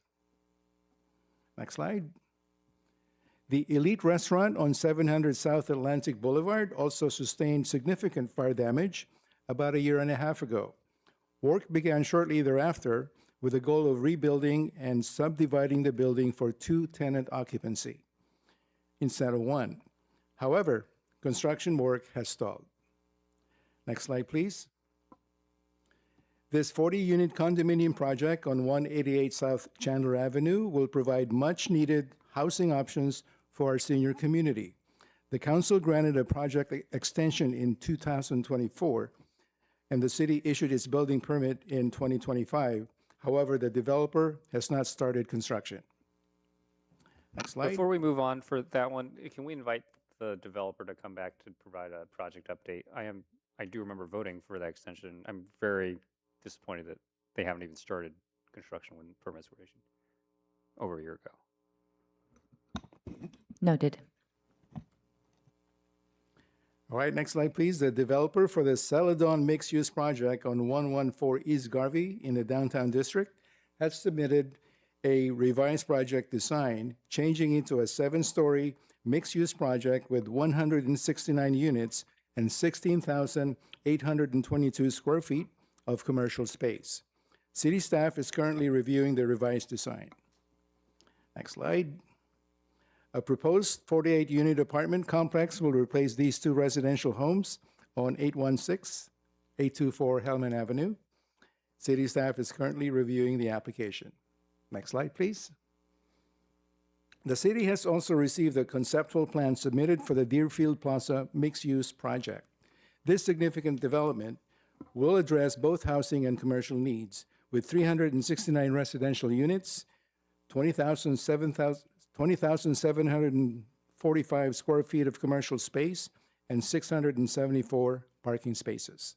It is now in its entitlement phase and currently under review. Next slide. The city has received an application for the Park City project, a 6-story mixed-use project with 120 residential units and 5,150 square feet of commercial space. The proposed project will be built on the downtown lot currently occupied by TS Emporium and other business establishments. It is currently in entitlement and is under city review. Next slide. The developer has submitted a revised application for this 34-unit townhome development on 507 North Chandler. City staff is currently reviewing the project, which will bring new housing opportunities to the neighborhood. Next slide. Charles Company, the owner and developer of this proposed residential mixed-use project with 173 residential units and 5,700 square feet of commercial space, submitted the conceptual plans and deposit agreement in September of 2024. The developer is currently reviewing staff comments regarding those plans. Next slide. And finally, I'm excited to share that from July 2025, which was the last time I stood in front of you to present the previous development project, to April 2025, the city has issued 131 new business licenses, signaling robust economic growth and welcome new businesses that align with the city's commercial corridors and market demand, including La Diosa de los Moles Mexican Restaurant, a Sayoru Maid Cafe, Yehubi Coffee, Rework Me Fitness Center, and Swank Hair Salon. And on the horizon, coming soon to Monterey Park, are the Melt and the Vin Coffee, among others. Madam Mayor, members of the City Council, that concludes the development project updates. I'm happy to answer questions.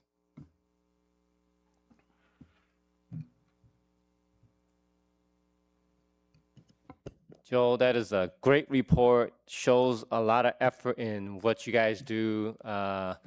Also shows what developers and builders want to invest in our city. I mean, some of the stuff on the list we know it's ongoing. It's not overnight. It takes a while to get through these things. But just knowing that there's continuing work. I mean, what impressed me was the 131 new business permits or licenses in the last, I'm gonna call it 9 months. I mean, I think we all see the empty storefronts, the retail, not only in our city, but everywhere else. But that's a good sign that we have new permits. That means they're filling those spots and they're coming back to the city. So really appreciate the report. Thank you. Yeah, just echo those comments as well. Great to see these updates and developments and some of these things actually coming to fruition from the previous development pipeline updates. Would love to make sure we're having these maybe every 6 months or so. I'm curious. I think the rest of the council is also just eager because we get inquiries from residents all the time about updates about some of these projects. And I know some of them have hosted community meetings recently. It would just be helpful to just have some of this information more frequently. And I know a lot of people left, but there was a crowd earlier about one of the even specific developments that were in the pipeline that you presented about. And I think there's eagerness in the community to just hear more about how we're helping to facilitate vacancies being filled and then development projects in the city as well. If we can also invite some of the other, I know the Charles Company's proposal and some others have not had any community meetings lately or are not at a place where they maybe are comfortable with the community meeting, but I think would be good to invite them to come back as well to the council to present an update. Would be good to hear what's going on, particularly with some of those developments that have been in the works for more than a year. Years. Yeah, years. Mhm. I'm trying to be not. I was trying to be nice, but it would be great to really just express a sense of urgency and also just partnership with some of these folks, the property owners and the developers, to see what we can do. But really appreciate Joe, the team, the economic development team, and the whole department, and everyone on staff that have been working on helping existing property owners fill vacancies. I think Atlantic Times Square, even since last July, has come a long way, filling a lot of vacancies in the north part of the city and North Atlantic. I know, and we've been talking about South Atlantic as well, and a lot of, I think there are things in the pipeline. Hopefully, those come to fruition soon as well, and hopefully this year in terms of filling some of those vacancies and being able to do some more ribbon cuttings there.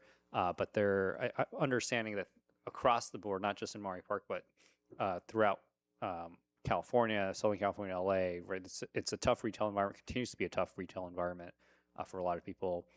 And the economy, from a lot of the signals that we watch, and just generally, if you listen to the news, people are starting to cut back on some of their spending, and it's going to be a harder time for a lot of retailers, including many here in Monterey Park. And so, look forward to seeing what we can do on the city level and from the community to continue to support our small businesses here in the city and help keep our vacancy rate lower than it otherwise would be, and whatever other programs. I know we have a number of programs to provide support and resources for businesses here in the city.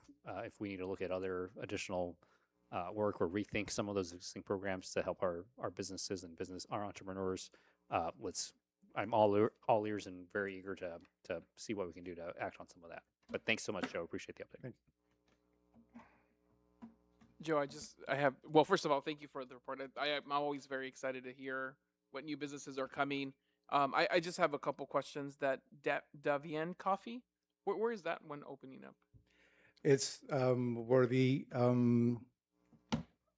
fitness center is Mid Atlantic Boulevard is. Mid Atlantic Boulevard, near almost close to NBC Seafood. Oh, okay. Yeah, that right, same complex. Where Honey Boba used to be, exactly. Oh. Yeah. So it's a perfect fit for them. Yeah. Yeah. I'm excited all the new coffee shops that are coming. We have someone here who's a big fan of the Bean Coffee, and she couldn't wait until they opened shop. Yes, I agree. And I don't know if for the other coffee shop, the 10,000, if we're planning to do a ribbon cutting for them. Definitely. We've approached them for ribbon cutting. We're still working on getting some of their permits completed. Once that's done, the next would be a ribbon cutting ceremony. Okay, great. And then to echo what Councilmember Wong said, I think it might be of interest to reach out to the Charles Company, let them know about these other big developments coming to Garvey, and add some pressure. But I think I want to say, and I'm trying to be nice, like Councilmember Wong, but I do remember 4 years ago when I was mayor and we met with the Charles Company, and they were talking about how much they wanted to develop that area. But 4 years later, it's still undeveloped, and I'm not sure what's going on there. So might be time to add some pressure. Noted. Thank you. Madam Mayor, thank you. Thank you, Joseph, for that presentation. Yeah, since we're talking about, inviting developers or I guess even owners of existing complex, I would actually like to add and suggest that perhaps one day we invite the owners of 111 North Atlantic to come before us, because let's be honest, that is a blighted shopping center. And I mean, when I would like to city council, at least there's a restaurant. It is now empty, and I don't know what our communications are, but in my opinion, it has become blight. And I think that if the owner is not being cooperative with us, then we need to then ask ourselves, then well, are there kind of carrots and sticks we need to employ? Because that is a very important, as everyone, that is a very important corner. And on the one hand, yes, we are talking about upcoming development, but we have existing d- retail spaces, which at least that in particular, I could be wrong, but there was a time that I used to go there for a Korean barbecue place, the bookstore, there was a shaved ice place, and to me, it just seems like a wasted opportunity and a disservice to our residents, who probably some of them remember when it opened now and like 40 years ago. And I have to say that I really want some type of report about what are we doing to address what I again call blight right now at 111 North Atlantic. Duly noted, Mayor Pro Tem. But I'm just curious, have we had any recent communications with the owners of 111? Have we? Not recently from my department, Mayor Pro Tem. Okay. Madam Mayor, members of the council, I believe there has been code enforcement Okay. working back with that management of the property.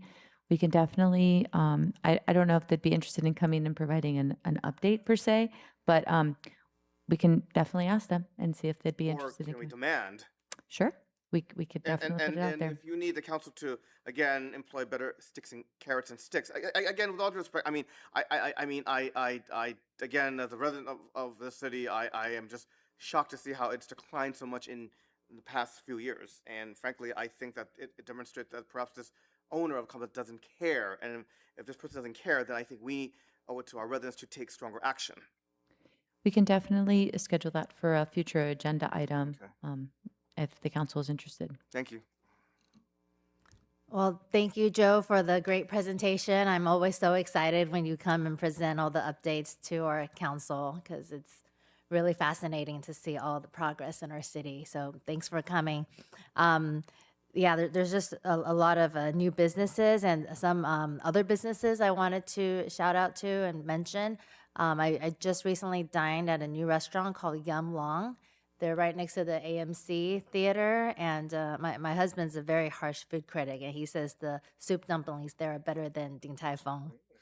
Yeah, so that one's really popular. And then I know Nandao opened on corner of Garvey and Garfield, and people are saying that their Hainan chicken is better than Savoy.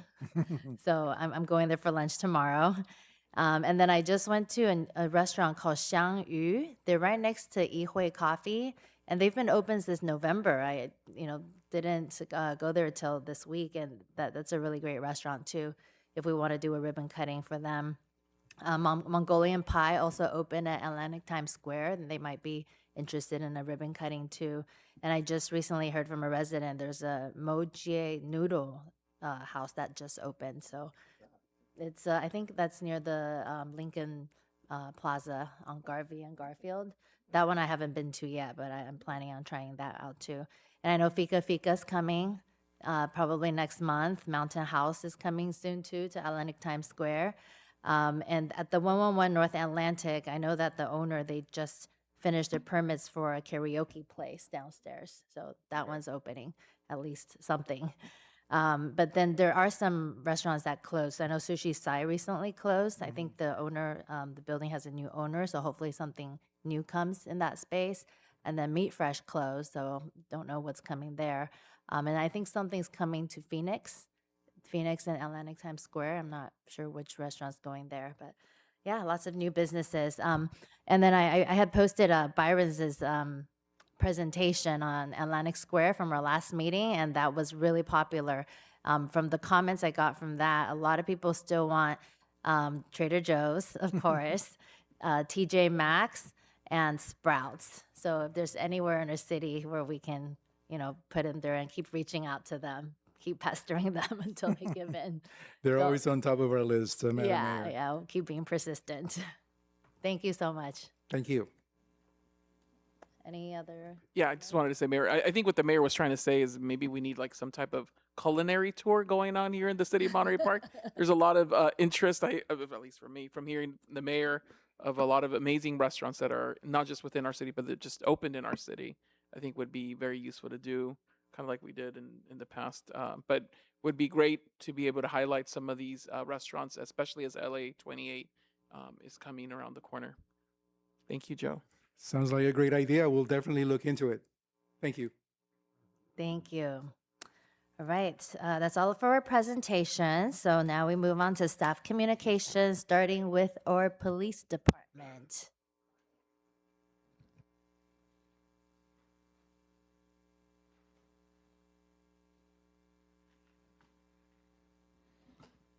Madam Mayor, members of City Council, Scott Weiss, Police Chief. Good to see everybody tonight. I'm going to give you a couple updates. First one's going to be on our Neighborhood Watch program. Here's our updated numbers. We continue to push out Neighborhood Watch to the different areas in town. Let's not fight over the numbers. We're doing our best. I know how it gets in here. Go ahead, next slide, please. I wanted to give you kind of an idea of how the program works. There's a lot of different leads that go out. We go out through Instagram, we go out through Cascades. We push the program out to the community in every different platform that we can. We typically then connect up with one of the residents. We try to establish a location for the meeting for that neighborhood, and we keep it within a manageable space. We don't want 100 people at a meeting. We try to keep it to that neighborhood, and that's where the Neighborhood Watch program kind of came to be. We want the neighbors to start to learn who lives next door and who lives down the street. They exchange phone numbers, they create texting apps, all the different things that keep the community connected. And that little small community of maybe 10 or 12 houses, they have micro issues in their neighborhood that we like to address.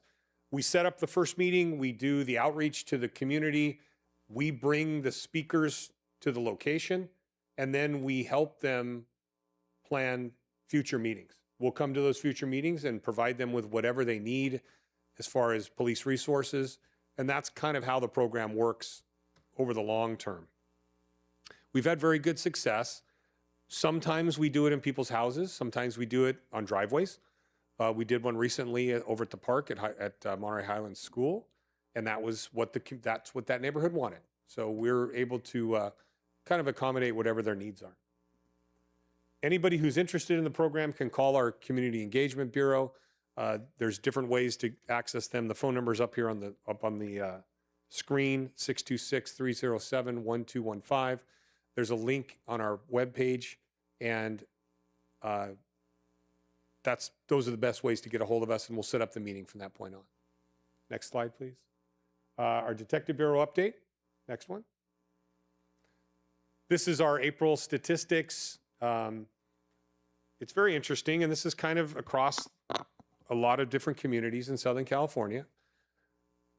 Our robberies are down by 31% from this year to last year. I think that's a great statistic. Our burglaries are down 29% from this year to last year. Another great statistic. And those kind of reflect across the region. Theft is everything other than a burglary. That's a lot of different crimes. You can see it's a lot higher number, but it's down 5%. And that could be anything from petty theft from a store, somebody stealing something off a porch, a bicycle being stolen, any of those different things. Grand theft auto is down 8%, stealing cars. What is up is fraud. People are using the internet to conduct fraud. People are using different methods to conduct fraud. We have a detective that works nothing but fraud investigations, and they work with their other agencies around us, the county, they work with the state of California's DOJ, and they work with the federal government because the Secret Service is responsible for fraud investigations that go across state lines. So we work with all those partners to try to deal with the different frauds that are occurring. But the stats are really good, and we'll continue to address these issues. Next page is our NIBRS stats. NIBRS is the system by which all police departments in the country give information to the FBI on crime statistics. And it's a very robust system, but I took the three separate areas: crimes against persons, crimes against property, and then crimes against society. Crimes against society are vice, narcotics, pornography, those kind of offenses. Crimes against persons are very obvious. Crimes against property, obviously obvious. We saw crimes against persons, about a 1% increase from 2025 to 2026. 59% of those crimes have been cleared. So that's a pretty good clearance rate for Monterey Park. The national average is in the 20s. Those crimes against persons, typically occur and you know the suspect. You've been battered by someone that you know. We're able to kind of link our suspects through those. Our crimes against property is a decrease of 11% from 2025 to 2026, and 10% of those crimes have been cleared. Much lower clearance rate, because that includes you come home and you find out that the package on your porch has been stolen. We don't know who did it. There's not a lot of leads in those cases, so it's a much lower clearance rate. And the last one is, like I said, there's a 74% increase. That reflected in the frauds. These are crimes that recently, for about 4 years in Southern California, were not prosecuted.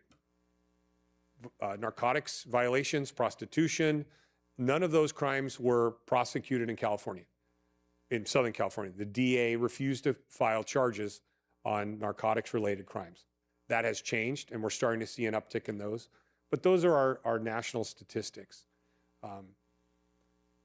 We continue to address all the issues. Today, there was a very robust investigation we were doing in the city. We made some headway dealing with some of the crimes against society that are occurring in Monterey Park. We're targeting those with our Special Investigations Unit. But we continue to address all the issues as they come up. The Detective Bureau, the police department is very dedicated to solving these crimes. So I'm here for any questions. Thanks, Chief. I like that crime overall is down. I mean, most of them are like 30% on robbery and burglary. And then the big one, Grand Theft Auto, is down too, about 8%. So I get fraud. I get why fraud is up 7%. I mean, if you kind of figure that number out in the community at large, that's probably a low number because fraud is everywhere. Everywhere. I mean, I hear it, I see it. It's all over the news.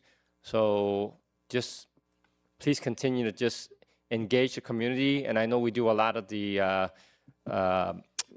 presentations in the senior centers. That's where the fraud's kind of prevalent now, in the senior centers and even at the library, to help people safeguard what is fraud, what is not fraud, and how to help people be aware of avoiding how to be scammed. So thanks for all that. Yep. Echo comments in terms of appreciation for the police department and all the city staff that have been helping to facilitate this lower crime rate, and appreciate all the efforts, the PD town halls and the neighborhood watch programs and groups that we've been able to stand up in just the last few years, and a lot of the work the police department and the officers on the ground have been doing to improve and strengthen relationships with neighborhood community members, people that are interested in engaging more directly with the police department and helping keep our neighborhood safe. So really appreciate all that work. On the fraud numbers, really quick, that's really very likely an undercount, right? Because that's only reported fraud cases. Some people get defrauded. It's not very much. They just move on. So they're Exactly. probably a huge undercount in terms of how much fraud is actually happening. A lot of fraud is you're being compensated back by your credit card companies. So some people don't report those. We've worked with the credit bureaus and the credit card companies to help. They help us investigate these crimes, but most of the suspects are overseas. They're offshore. It's very difficult once we get out of the United States to do anything with suspects when they're in Nigeria or wherever they're at. It's very hard to find them. No, appreciate that. And I know we do some messaging and communications out to the residents through the Cascades. I don't know if we do through the Cascades. I assume we do, but also online around fraud prevention and just being able to spot that. If whatever we can do to help redouble those efforts or increase what we do, especially for seniors who are more prone to some of these scams and frauds, and even not seniors, right, that fall for some of these things all the time, phishing attempts. If we can think about what else we can do to educate community members, residents about some of these things, and then businesses as well. I know we have a Business Watch program going on. Yes. We have to a help- really good relationship with World Journal, and our officers on a regular basis communicate through the World Journal and try to get the word out to that community. We've been pretty successful there, and we're gonna ratchet up that with World Journal and get their cooperation even more to get some of this information out. Yeah, no, would love to do that, and I think right. I don't anticipate the incidence of fraud going down anytime soon. I think it's only going to proliferate more, especially with AI and Yes. right, people being able to pretend like they're other people much more easily going forward, and people doing more things online. Whatever we can do to help, and obviously work with other regional partners, but whatever we can do to help our residents be better prepared for this new reality, I think would love to see us continue to do. I don't think you touched on violent crime very much in your stats. I assume that's because the numbers are very low. We throw violent crime into, I think the term violent crime comes through the media for the most part. Crimes against persons for us is where the violent crimes would kind of fall. The NIBR systems indicates, and it identifies 26 to 28 different crimes against person. It's a very unique way of tracking. We used to do it with just 8 sections. Now we do it with over 40. But that's where that statistic would fall. I gave you the overalls. My statistics that I get every month are broken down into individual categories. And a lot of the categories have zeros in them. Arsons. There's a lot of subcategories that we don't have a lot of incidents that occur there. But that's where it would fall, is within that crimes against person breakdown. That's where the violent crime would fall. Yeah. Aggravated assaults, assault with a deadly weapon, murders, attempted murders, all those different things. I just want to confirm that those numbers are also They're very low. Yeah. Yeah, they're very, very low. The biggest section of violent crime is robbery.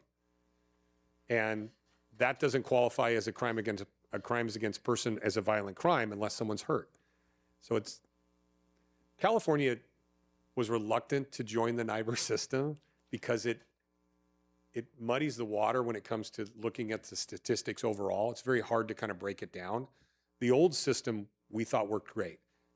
Southern California in particular, was the last group in the country to switch over to the NIBR system. The other states were 10 years ahead of us doing it. So it's been a learning process for us with the new NIBR's statistics. Great. No, appreciate it. Thanks. Thank you, Chief, for this information. Can we go to the slide with yes, that one. Great to see that robbery and burglary is down. I think if we think about a year ago when we were doing a lot of the community engagement meetings, especially in the Monterey Highlands area, Brightwood areas, people were very scared about all the burglaries that were happening. What would you say is the reason why burglaries gone down? And robberies, yeah. It's probably multi-layered. One of them is when the new DA came into office, prosecutions went up.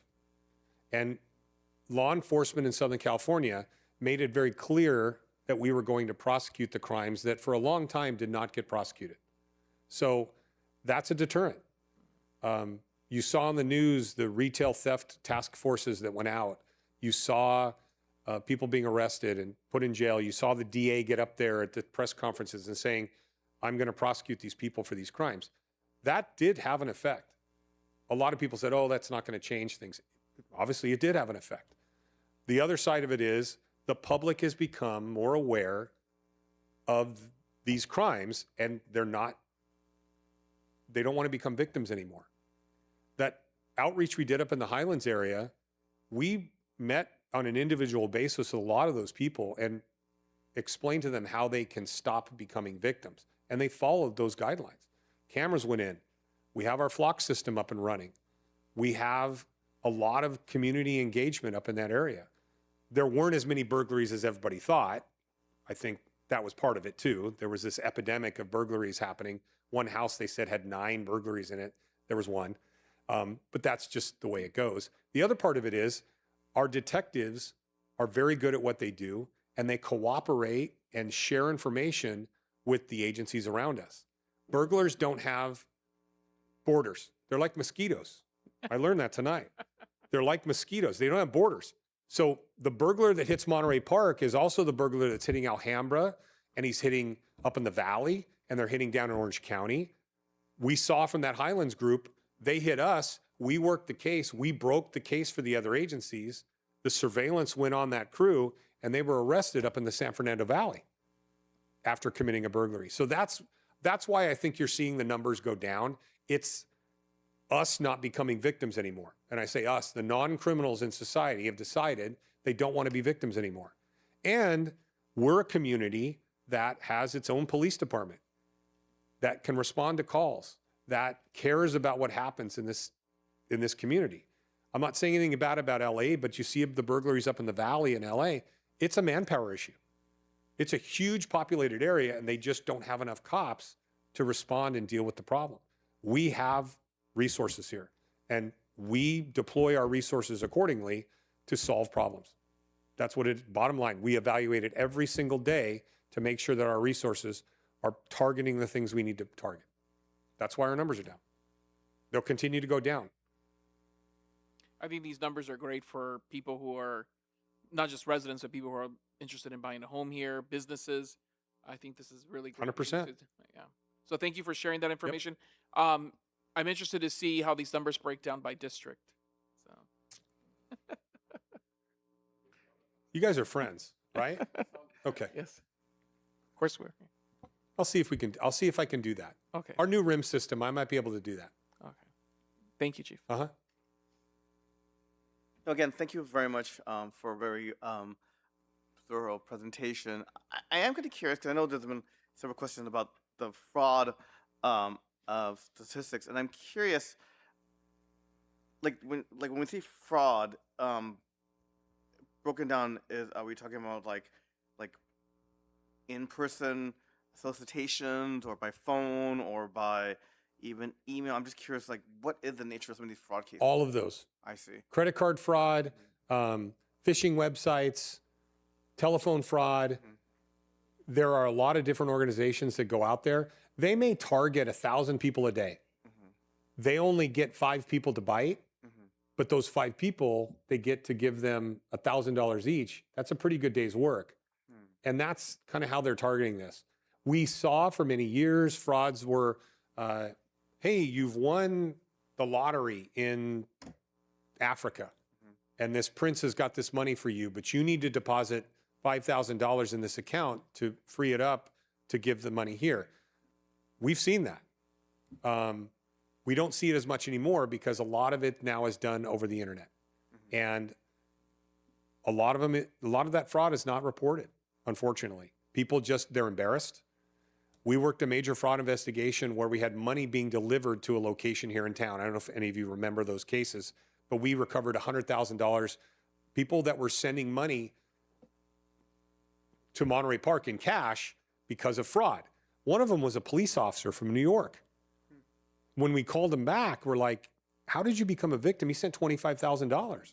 He goes, I thought it was legit. It's like sending money in pages of newspapers you think is legit? And he ended up getting his cash back, but it affects everybody. A family member gave $25,000 to a guy because she thought she was bailing her granddaughter out of jail. And the only reason we stopped it is because a bank manager in South Pasadena was like, you shouldn't be sending this money. So a phone call was made and we got it stopped, but she was convinced that she was helping her granddaughter get out of jail. They're very convincing. I'm kind of curious, given what we have seen, observed, and the increased sophistication, would it the merit then perhaps doing more like like how we do town halls, especially at a time when, like last year or 2 years ago, like in Highlands. But I'm wondering if it's something that we may want to consider doing like a cyber fraud town hall, if that is Absolutely. I mean, perhaps we can even invite the DA or AG's office. Again, it just sounds like that seems to be the new frontier of where these frauds are happening. Absolutely, we can do that. We're also working with the credit card companies. So if you call in to activate a credit card now, or an ATM card, or a gift card, part of the conversation or part of the recording that you hear is them telling you, just so you know, government agencies do not ask you to pay bills or pay fines using gift cards. We did it last night at home for a gift card for my daughter's graduation from high school. And right on the recording, it said, if this is to pay a debt for a government agency, it's fraud. Do not do it. So the credit card companies are starting to help with that. We saw a lot of those. Someone would call saying they're the court, saying, we need $1,000 in Apple gift cards to get rid of the parking tickets you have. And people are like, oh my God, I got to go get Apple gift cards. And they literally would do it. Interesting. So we will absolutely target that in our town halls. That's a great idea, and we'll start rolling those out. Yeah, thank you, Chief, for the great presentation. I'm always super impressed by our PD. You guys do such a great job. And I know we talked about the incident on my street already, but I just wanted to do a public acknowledgement. I had a neighbor who was on our street, and they saw a vacant home with squatters inside. So he was originally afraid to call the police, but we called the police together, reported it. Police monitored it at odd hours and ended up arresting 2 people within a few days for burglary. Yes. Yeah, so they're like super fast on top of it. I know some of our residents, like my neighbor, could be scared to call the police for whatever reason. So I think when people call, maybe have our dispatchers thank them for calling, so that it encourages our residents to call more. I will pass that on. Thank you. Yeah, I know like we've had an uptick in homeless people near my office, and my staff continues to call, and police are really fast to respond and communicate with the folks and offer services. So thanks for the rapid response. This will be the last time you'll see me up here because city staff right now is throwing me under the bus for talking so long. So I want to pass that to you. Yeah. If they had a hook, I'd be out of here by now. So thank you very much. Thank you. All right, fire department.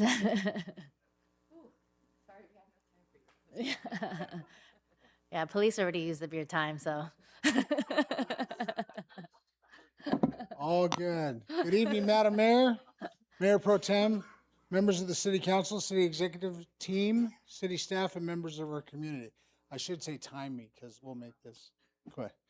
My name is Ryan Weddle, Deputy Chief for the Monterey Park Fire Department. I'd like to briefly highlight our upcoming sidewalk CPR event taking place on Saturday, June 6th, right behind you in the front lawn of City Hall from 9 a.m. to 12. This event is part of a coordinated Los Angeles County initiative bringing cities and fire departments together with one common goal: improving cardiac arrest survival through community education and immediate action. Cardiac arrest remains one of the leading medical emergencies nationwide, and survival often depends on what happens before firefighters or paramedics arrive. Hands-only CPR is simple, effective, and something anyone can learn in just a few minutes. During this event, participants will learn how to recognize cardiac arrest, activate 911 quickly, and provide high-quality chest compressions until emergency responders arrive. Data has shown that immediate bystander CPR can significantly improve survival outcomes and truly has the potential to save lives within our community. Events like this also reinforce the partnership between the fire department and the residents we serve. Public safety is the strongest when the community is prepared and engaged. We encourage all residents to attend, participate, and help us continue building a safer and more resilient Monterey Park community. Thank you, and I'd be happy to answer any questions you may have.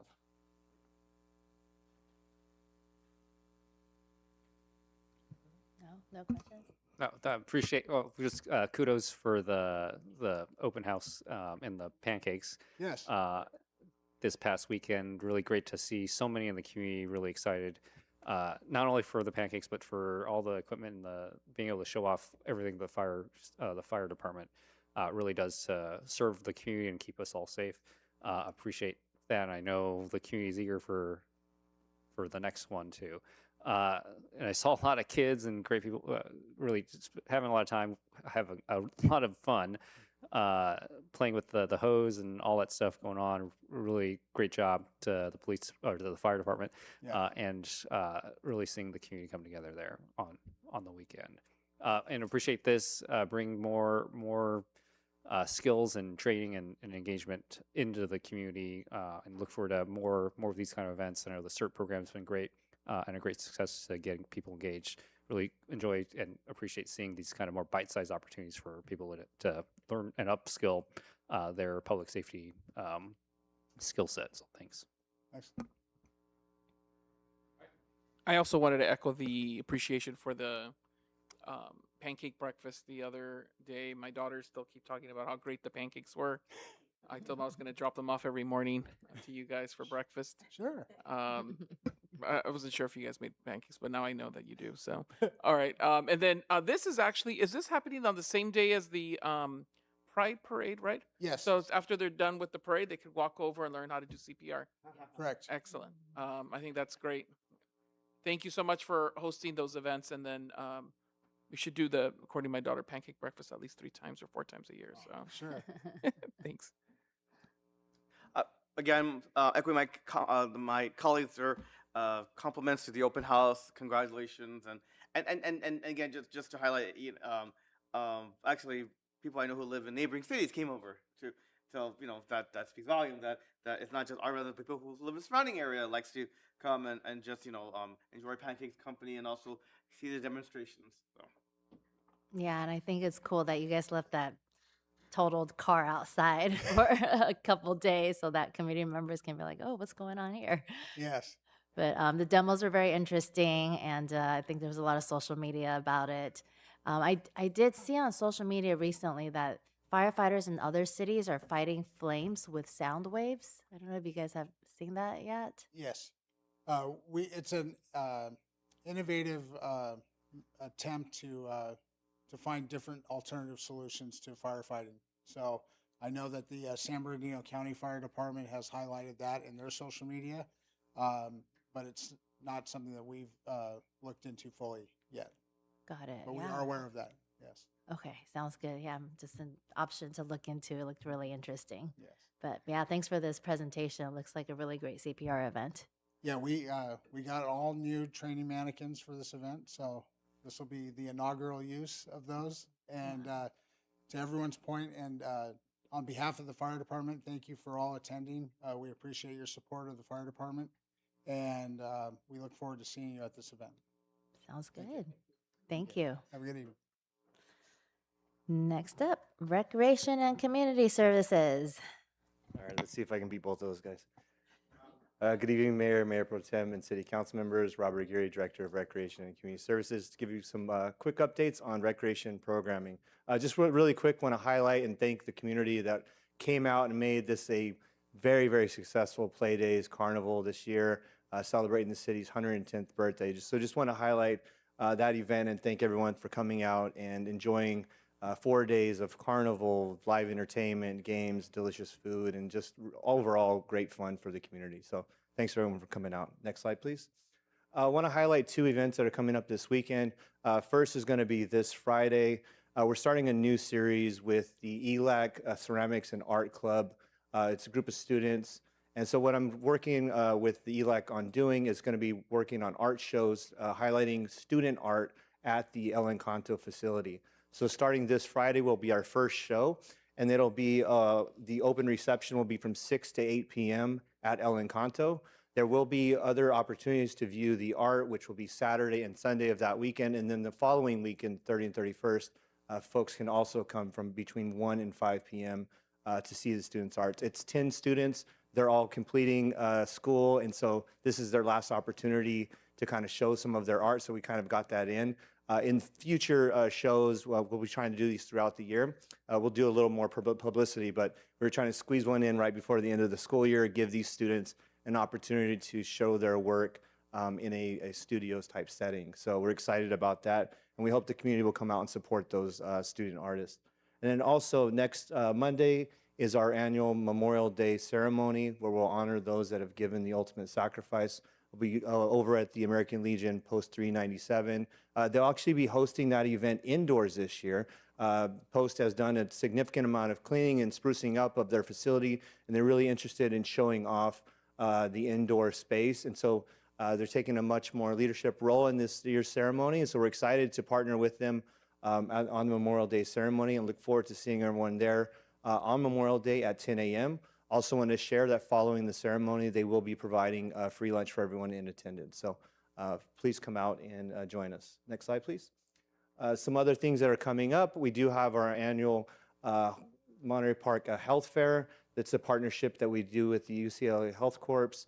I think we've been partnering with them for over 20 years. There's no insurance required for this. Folks can just drop in to Langley Center between 10 and 2 p.m., 10 a.m. and 2 p.m.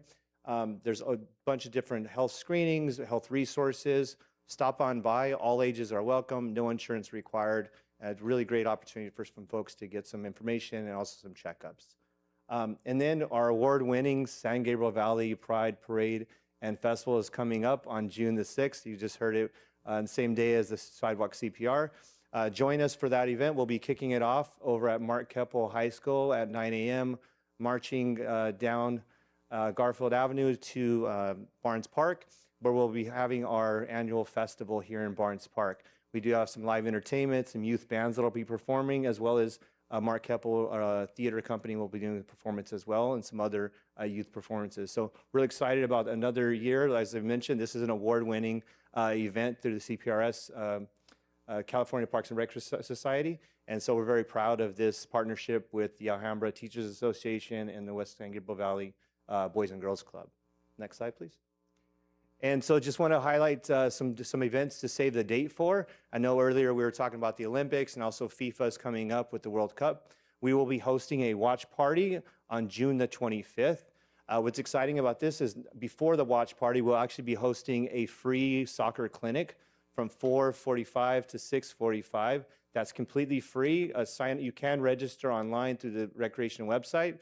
And then following the clinic, there will be the USA versus Turkey game that'll be shown on a large LED screen here in Barnes Park. We'll be partnering with our farmers market, so you don't have to bring your snacks out. There'll be plenty of food there at the farmers market, so you can enjoy some good food and hopefully watch USA beat Turkey in game 3 there.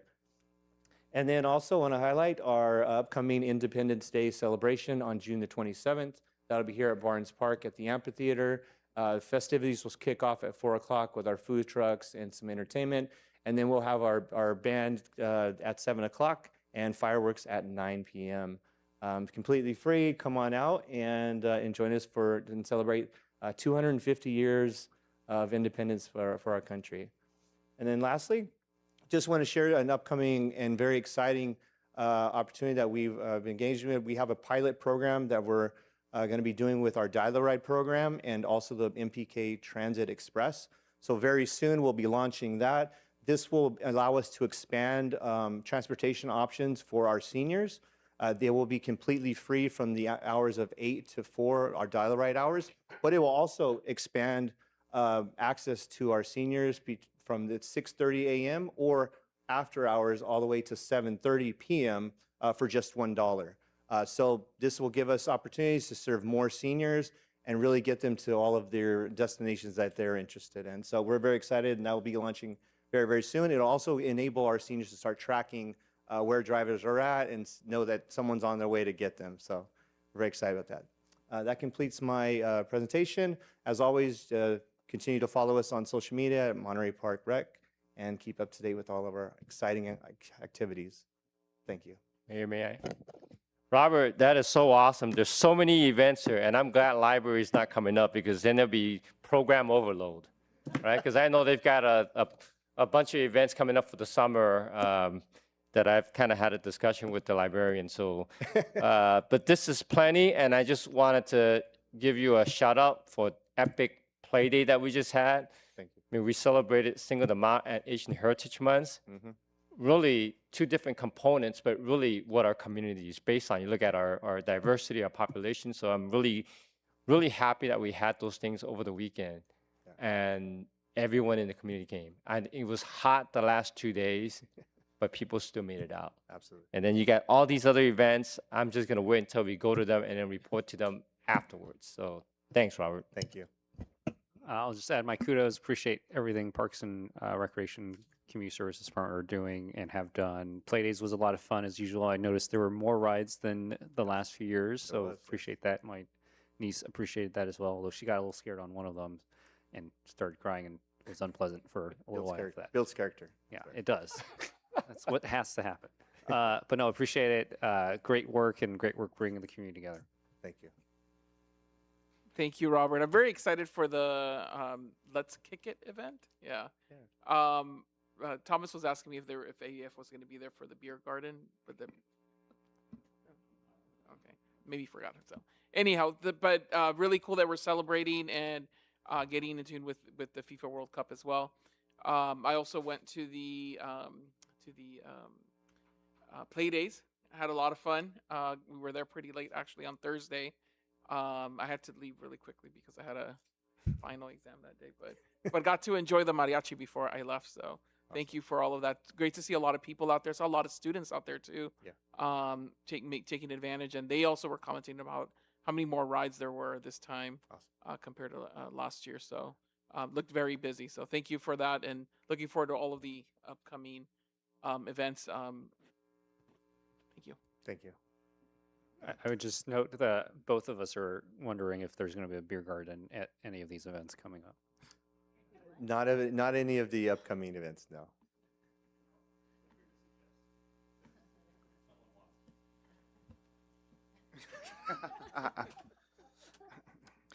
Okay.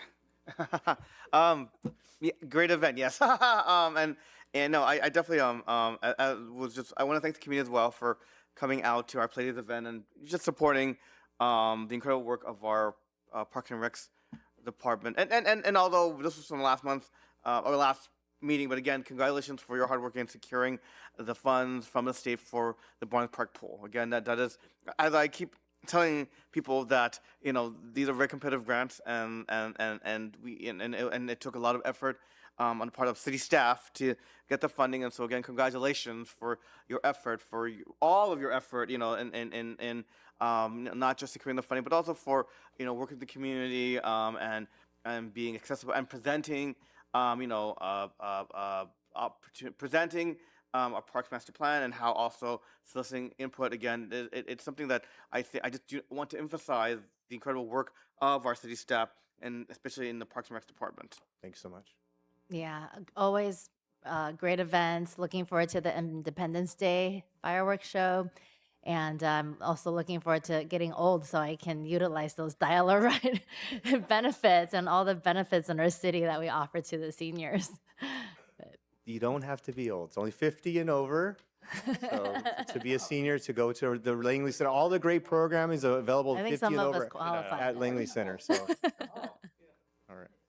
Thanks so much. All right, thank you. All right, that's all for staff communication. So now we go on to the item we added, 9A, old business.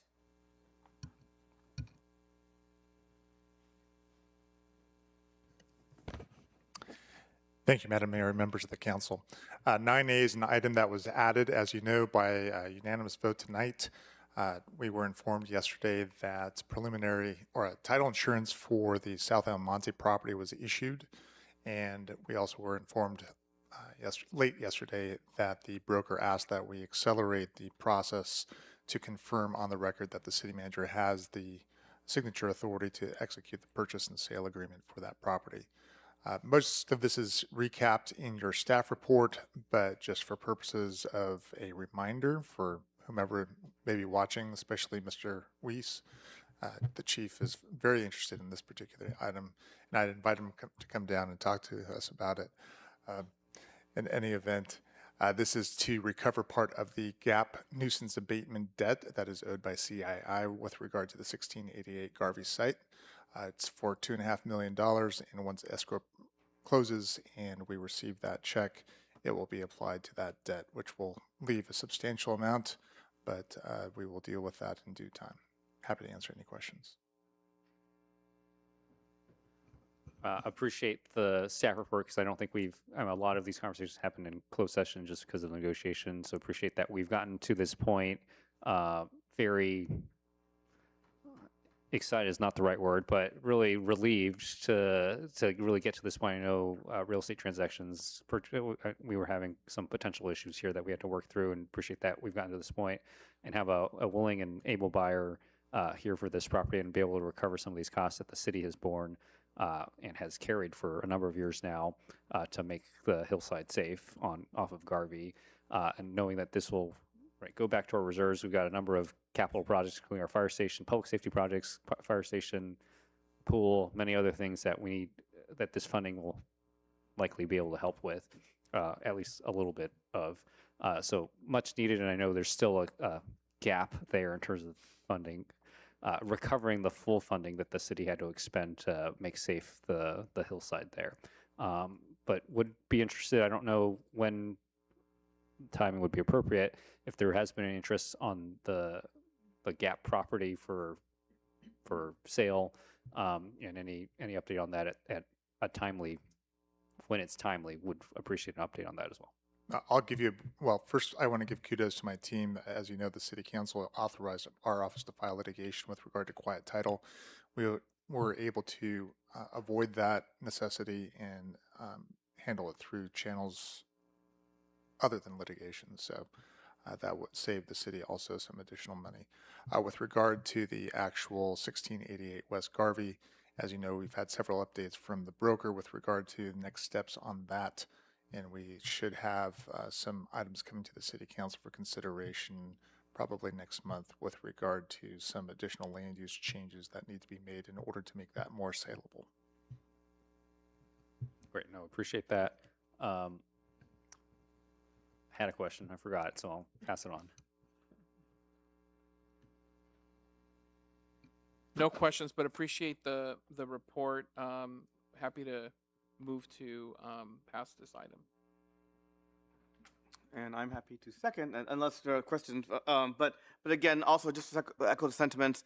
Again, thank you, Carl, for your team, and also, you know, just to emphasize too that, you know, at the core of the issue is that, you know, the city is looking out for the safety of its residents, which is why we took action. And I just want to always emphasize that this has always been an issue of public safety to residents, not only living near, but also those who are in proximity to that Gap project. Yeah, no questions here, but thank you to Carl and your team for all your behind the scenes efforts on getting this done. So we have a motion, we have a second. Let's vote. Approved unanimously. All right, thank you. Moving on to our consent calendar. Does anyone want to pull any items or make a motion?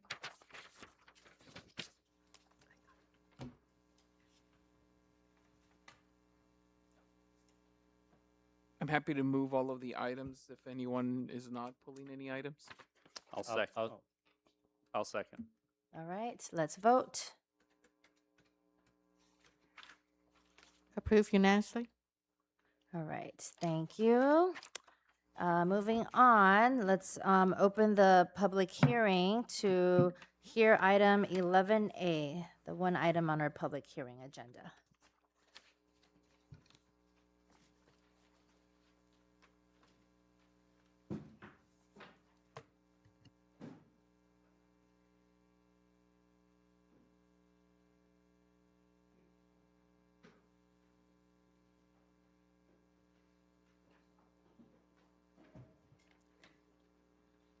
Good evening, Mayor, Mayor Pro Tem, and council members. Martha Garcia, Finance Director, and I'm here with Tim and Anais from the Community Development Department. The purpose of this public hearing is to inform residents about the CDBG and home programs, present preliminary funding recommendations for public review, and solicit public input regarding community needs and priorities prior to the final council consideration and HUD submission of the annual action plan. The annual action plan implements the consolidated plan goals and prioritizes by allocating CDBG and home resources to a variety of eligible projects and programs.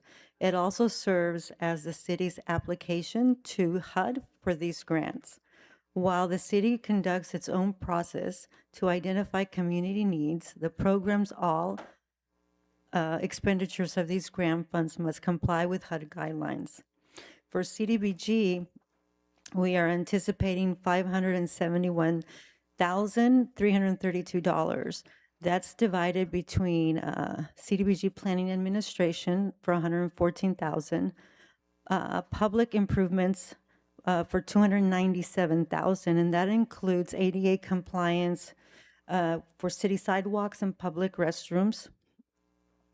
It also includes $135,000 for the business grant program, and that's the current program that we have with community development.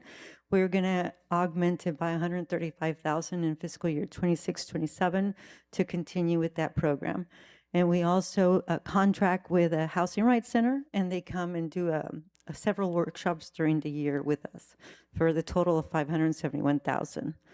For the home plan funds for fiscal year 26-27, $30,000 is for administration and planning. We have $45,000 for the Community Housing Development Organization, and we have $226,000 for the rehabilitation, multifamily rehabilitation program. The city's nearing, and that's for $226,000 for a total of $302,097 for fiscal year 26-27. Talking a little bit about the rehabilitation program, the city is nearing completion of the single-family rehabilitation program with only one participant remaining. The project is substantially complete. The city is also in its early stages of developing a multi-family rehabilitation program to ensure that the limited home funds received will benefit multiple low-income residents and maximize community impact. And this concludes my presentation. I've got Priscilla Davila, our HUD consultant, on Zoom, if you have any questions for her, and then we have community development here as well if you have any questions for them. Any questions, comments? Any speakers? Any public? Non-registered. All right. I do have questions. I don't know if we closed the public hearing before we go into questions. Or... Yeah, let's close the public hearing and then questions or comments. Thank you, Mayor, and thank you to the staff. I know a lot goes into putting this annual kind of budget and the report together as well.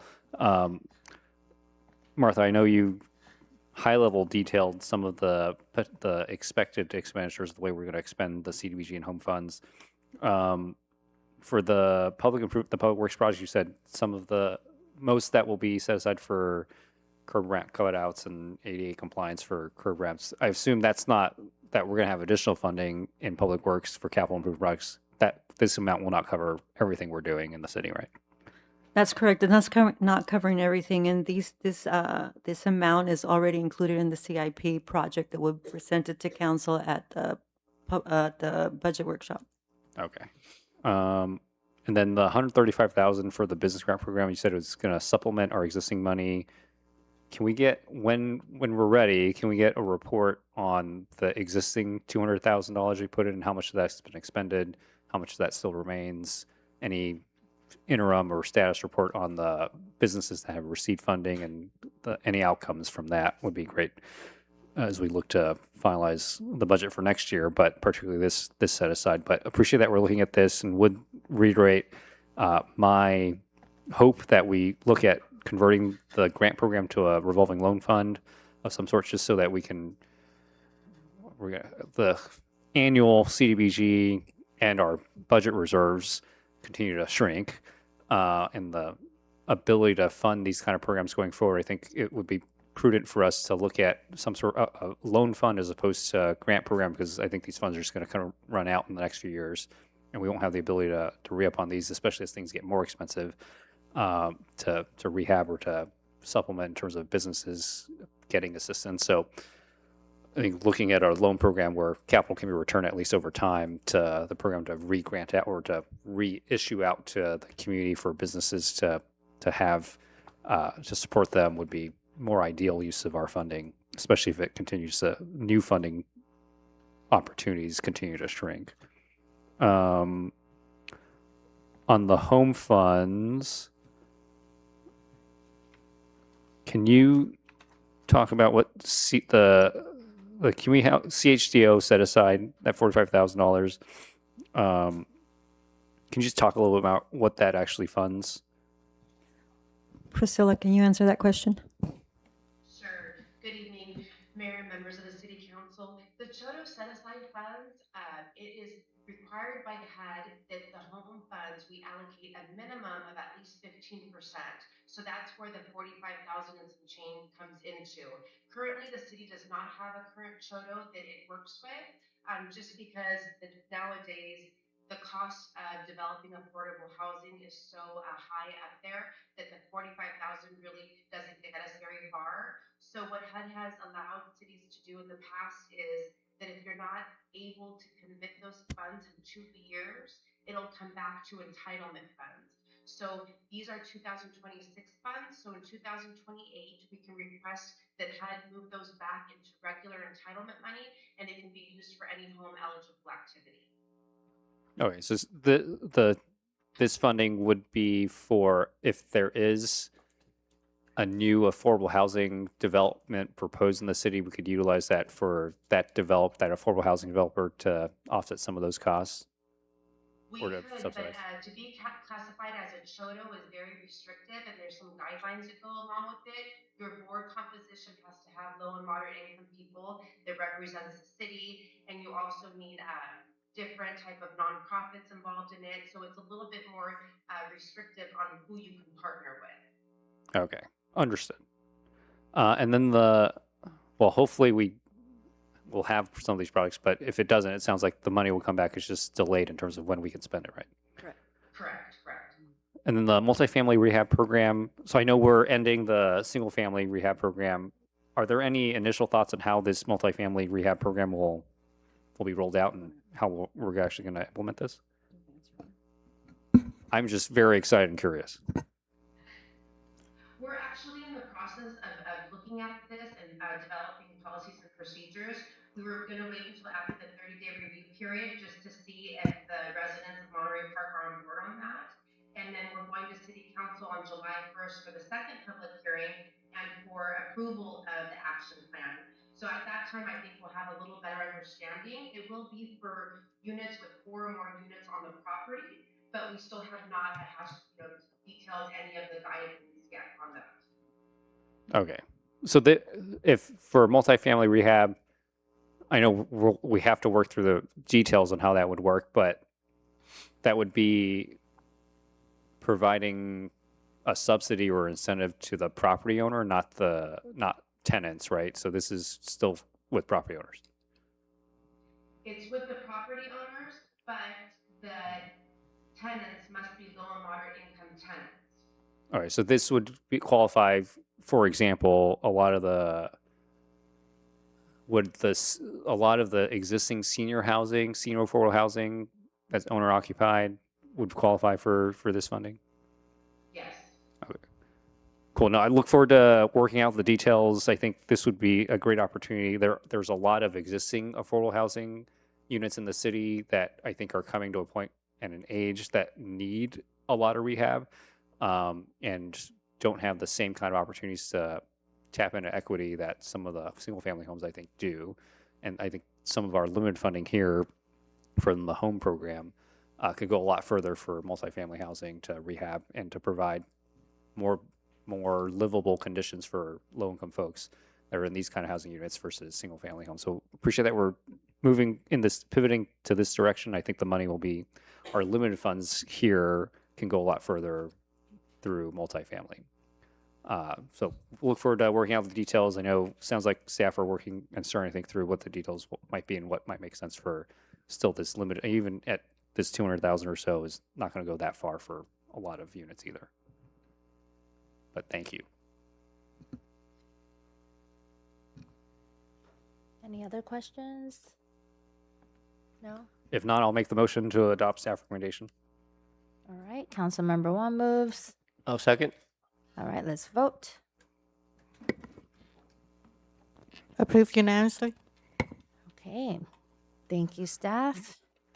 Next, moving on to new business, 12A. Establishing a temporary ad hoc subcommittee to explore funding strategies for the Barnes Park Aquatic Center.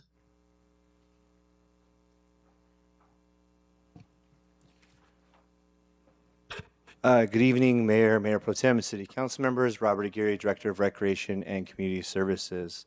As you all are aware, we recently received or were awarded 2 grants for the Barnes Park Aquatic Center. But as you are also aware, this project is quite expensive, and we are still exploring additional funding mechanisms to complete this project. So, unfortunately, we got to continue to look for funding opportunities.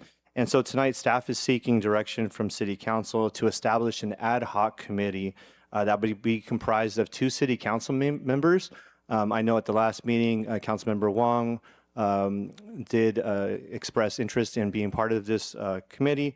And the committee would essentially evaluate potential funding opportunities, provide strategic guidance, and also help identify strategic community partners. So this committee would also be a temporary committee and would only serve and would essentially dissolve once the project is completed. So this would be a temporary meeting. So tonight, staff is recommending that City Council establishes an ad hoc committee to assist staff in exploring funding opportunities and strategic partnerships, and to appoint 2 council members, one of those being Councilmember Wong, to a temporary ad hoc committee. That completes my staff report, and I'm available for any questions or discussion. Thank you. Thank you. Any questions? Robert, quick question. The Land and Water Conservation Fund grant, what's the timeline for when we would have to expend those funds? Approximately 3 years, yeah. Okay. So we're on the clock. Just Currently, we're not on the. So currently, it's still pending. So it's still moving forward through federal approvals. So it hasn't federal award, and we're still dealing with environmental stuff. So the timeline hasn't started just yet for that. But yes, we still are on the clock and still looking for additional ways to fund the project. Yeah, no, I understand that, and just want to. I mean, no one's here, but if, I want to make clear. Yeah. There's a certain amount of time, and there are only so many opportunities to fill the financing gap for this potential project. And it's important if we don't want to lose out on this funding and also get impacted by construction cost escalation, inflation. That's going to happen if we wait longer and longer. We really want to get this done. I appreciate the staff bringing this back and really forming this subcommittee. I fully support it and am interested in serving on it because the time is of the essence if we want to get this thing going and take advantage of the grant. Absolutely. So, sorry, Robert. I'll go back for a question. So the 3-year time period hasn't started officially. Correct. Because they have to finalize that. What we have to do from the city standpoint, remind me again for clarification, we need to at least match the 3 million to the 6. Correct. And then the final number for the pool, it's never a final number because it's not done yet, but it's somewhere between 25 to 28, or is it stretching to 30? 28 to 30 is the 28 to conceptual 30. estimate, correct? Okay. That's today's dollars, right? Which means you got to put in cushion contingency in there. And then we're set on, is it the second option B? Option 2? Option B was what was voted and approved. Yes. Okay. All right. I just want to make sure I have all that information. Yeah, the next step would be going out to RFP, which are actively going out to RFP right now, and for pool design and construction design, and then working through that process, which is what will be happening during this next fiscal year. Well, is anyone else interested in serving on this subcommittee? I'd love to see 2 council members because we have up to 2. Anyone else willing? If someone else is willing, then no? I think that the choice of Thomas Wong serving on this committee is a very wise one, and I so wholeheartedly support it. I think Henry's a swimmer too. I think. Is it- am oh, I don't know. Are you? I mean, if that's the pleasure of the council, fine. But again, for the record, I am not a very good swimmer. Yeah, I know, yeah. We build a pool. It's a great Yeah, opportunity yeah, to, yeah. to Thanks. become Okay. one. Yeah. Everyone's a You're swimmer. willing. Yeah. That's fine. Yeah, sure. Okay, cool. I would like to nominate my friend and colleague Henry Lowe to serve as our Great. second council member on this committee. Yeah, great. Great. I will second Henry Lowe and Thomas Wong. All right, let's vote.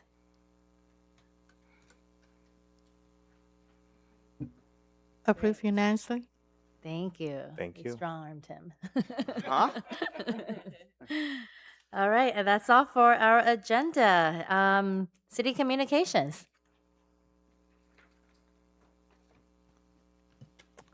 Okay, let me just kind of, just a couple of days ago, we had our Public Works open house. I call it open house, and this is probably the first time I remember that it happened in the evening. So well attended. I thought we had a good stretch of different people coming at a different time. It was busy between 4 to 5, and then the second group came between 6 and 7. So it alleviated part of the parking. At least when I got there at 6, the parking was available. So that helped. Again, I want to reemphasize Fire Service Day, the chief and fire department. Great event. Not only was there the pancake sponsored by the Lions Club, which is a great partner to the city and to the fire department. I think there were cotton candy, dunk a fire person with the ball, among other stuff. And then I think the presentation, the Jaws of Life of the Rescue, that was primetime TV for a lot of folks who really got to see what it was like or what it could be like in an emergency situation. Many of us also attended the Murray Highlands, the council, Murray Highlands School Council reception last week. Then we also had the ribbon cutting for the new Starbucks on Atlantic, across from Atlantic Square. I also participated in the Mother's Day luncheon at Langley Center. And then I think we mentioned about how play days, how epic it was. So again, thank you to Parks and Rec, and not just Parks and Rec, but I think the whole city came together to basically put play day to celebrate our 110th year birthday for the city. Well attended. I know it was hot, but well attended. Lots of people, not only from our community, but from across other communities came and attended the events there. So that's my report.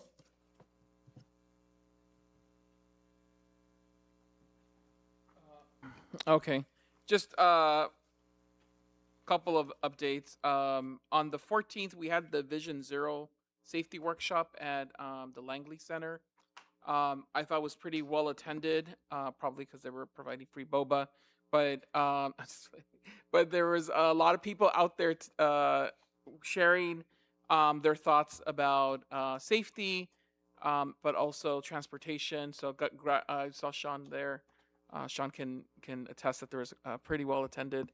People very, very active. So glad to see a lot of people engaging. We already talked about the Fire Service Day. Also very well attended. And I love the Public Works open house in the evening. I think this is the first time that I've seen that we've done it in the evening. Also very well attended. My daughters really liked the hot dogs. Thank you, Robert, and the chief and everyone else who was out there grilling. Appreciate you guys doing that. And got to meet a lot of the people that we contract with. Kimley Horn was there. A lot of the companies that we contract with that do a lot of our projects here. Great to see a lot of them out there. But thank you for doing it in the evening, especially for families who coming in the morning might be a little bit more difficult. I did have some very quick Metro updates because we did have a Metro meeting, and just wanted to share a couple cool stuff that as we near the FIFA World Cup, but we are always talking about the Olympics too. But for those of you guys who are really excited, like myself, about the FIFA World Cup, we have 8 games that are going to be here in LA, all at SoFi. And believe it or not, Metro has purchased and contracted just for FIFA World Cup over 200 buses that are going to be used so that they don't interrupt regular service, so that they're shuttling people back and forth. It's going to be pretty crazy. But for those of you guys who are going out to any World Cup games, highly recommend use public transport. Plus, they have a new app that you can use. You can download it now, actually. For those of you guys who use public transport, you can use the app to pay for your rides. You can upload funds, and you can tap everywhere. And it's now digital and electronic. But you can also purchase new tap cards for the World Cup, commemorative tap cards. And some of them are pretty cool design. Other ones are just country cards. So if you have a favorite country that you're cheering for, like the U.S. or Turkey or any other country, Belgium. I'm going to the Belgium game, Belgium versus Iran game. You can purchase, any of those tap cards as well. You can also buy them for those of you guys who think you have to run everywhere and find them like Pokemon at the courtyard. It's not like that. You can buy all of them together as a set, believe it or not. But there is a really strong urgency to also push forward a lot of metro projects before the 2028 Olympics. The Omani station, which is really close to us, if you remember a lot of us talking about the 70 line, the BRT that we're talking with the COG. They are updating the Omani station because that's going to be a hub for transportation for the Olympics, but also for FIFA World Cup this year. So just wanted to share that. And then also they are going to, my understanding, is trying to break ground on the Metro E line, which ends here on Atlantic, right next to our Monterey Park. And they're going to be adding 4 new stations, extending all the way eventually to Whittier. So they are hoping, my understanding, to add these 4 new stations before the Olympics.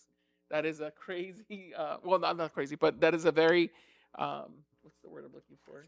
Ambitious. Yeah, thank you. Ambitious task. But my understanding is also that they're planning to do, according to the renderings, the Atlantic station will be underground. So they're planning to have the underground Atlantic station.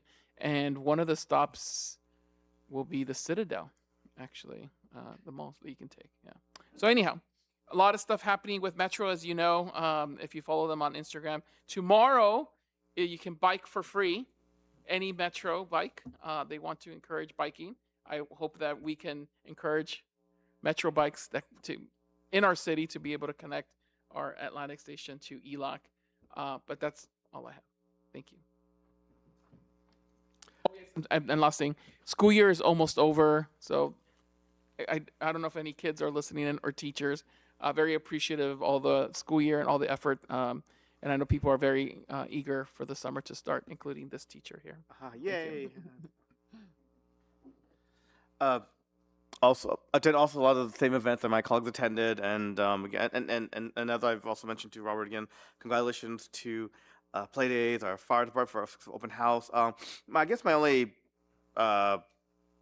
message is I believe our next council meeting will be after Election Day, correct? So therefore, I'd like to make a friendly reminder for everyone to go vote. A lot of things on the ballot, locally and statewide and county-wide, and so remember to exercise your right to vote. Thank you. All right. In addition to the events my colleagues mentioned already, last Friday morning, many of us also went to the Southern California Edison AAPI event at their Irwindale location, and also there was a Boys and Girls Club breakfast that I know a lot of staff went to. I saw our Fire Chief Jason Hing there, and Robert was there, and other staff members. They were recognizing some of their supporters. And Saturday, mentioned the Fire Service Day. Mercy Rotary Club had a epic day of service where they painted one of their walls, and Monterey Park Pony had their closing ceremony at Garvey Ranch Park, and Bodhi Meditation had a very successful meditation festival at their location on Monterey Pass Road. And and thank you, staff, for hosting my final meetup with the mayor at Marie Callender's last Tuesday. That ended my series. And coming up this coming Friday, Garfield Medical Center is having a stroke awareness where you can learn about warning signs of stroke, risk factors, prevention, and treatment. So that's this Friday from 10 a.m. to 12:30 p.m. at the Garfield Medical Center. And I think that's it. All right. Anything else? Nope. All right, then that concludes your meeting. Meeting adjourned at 9:41.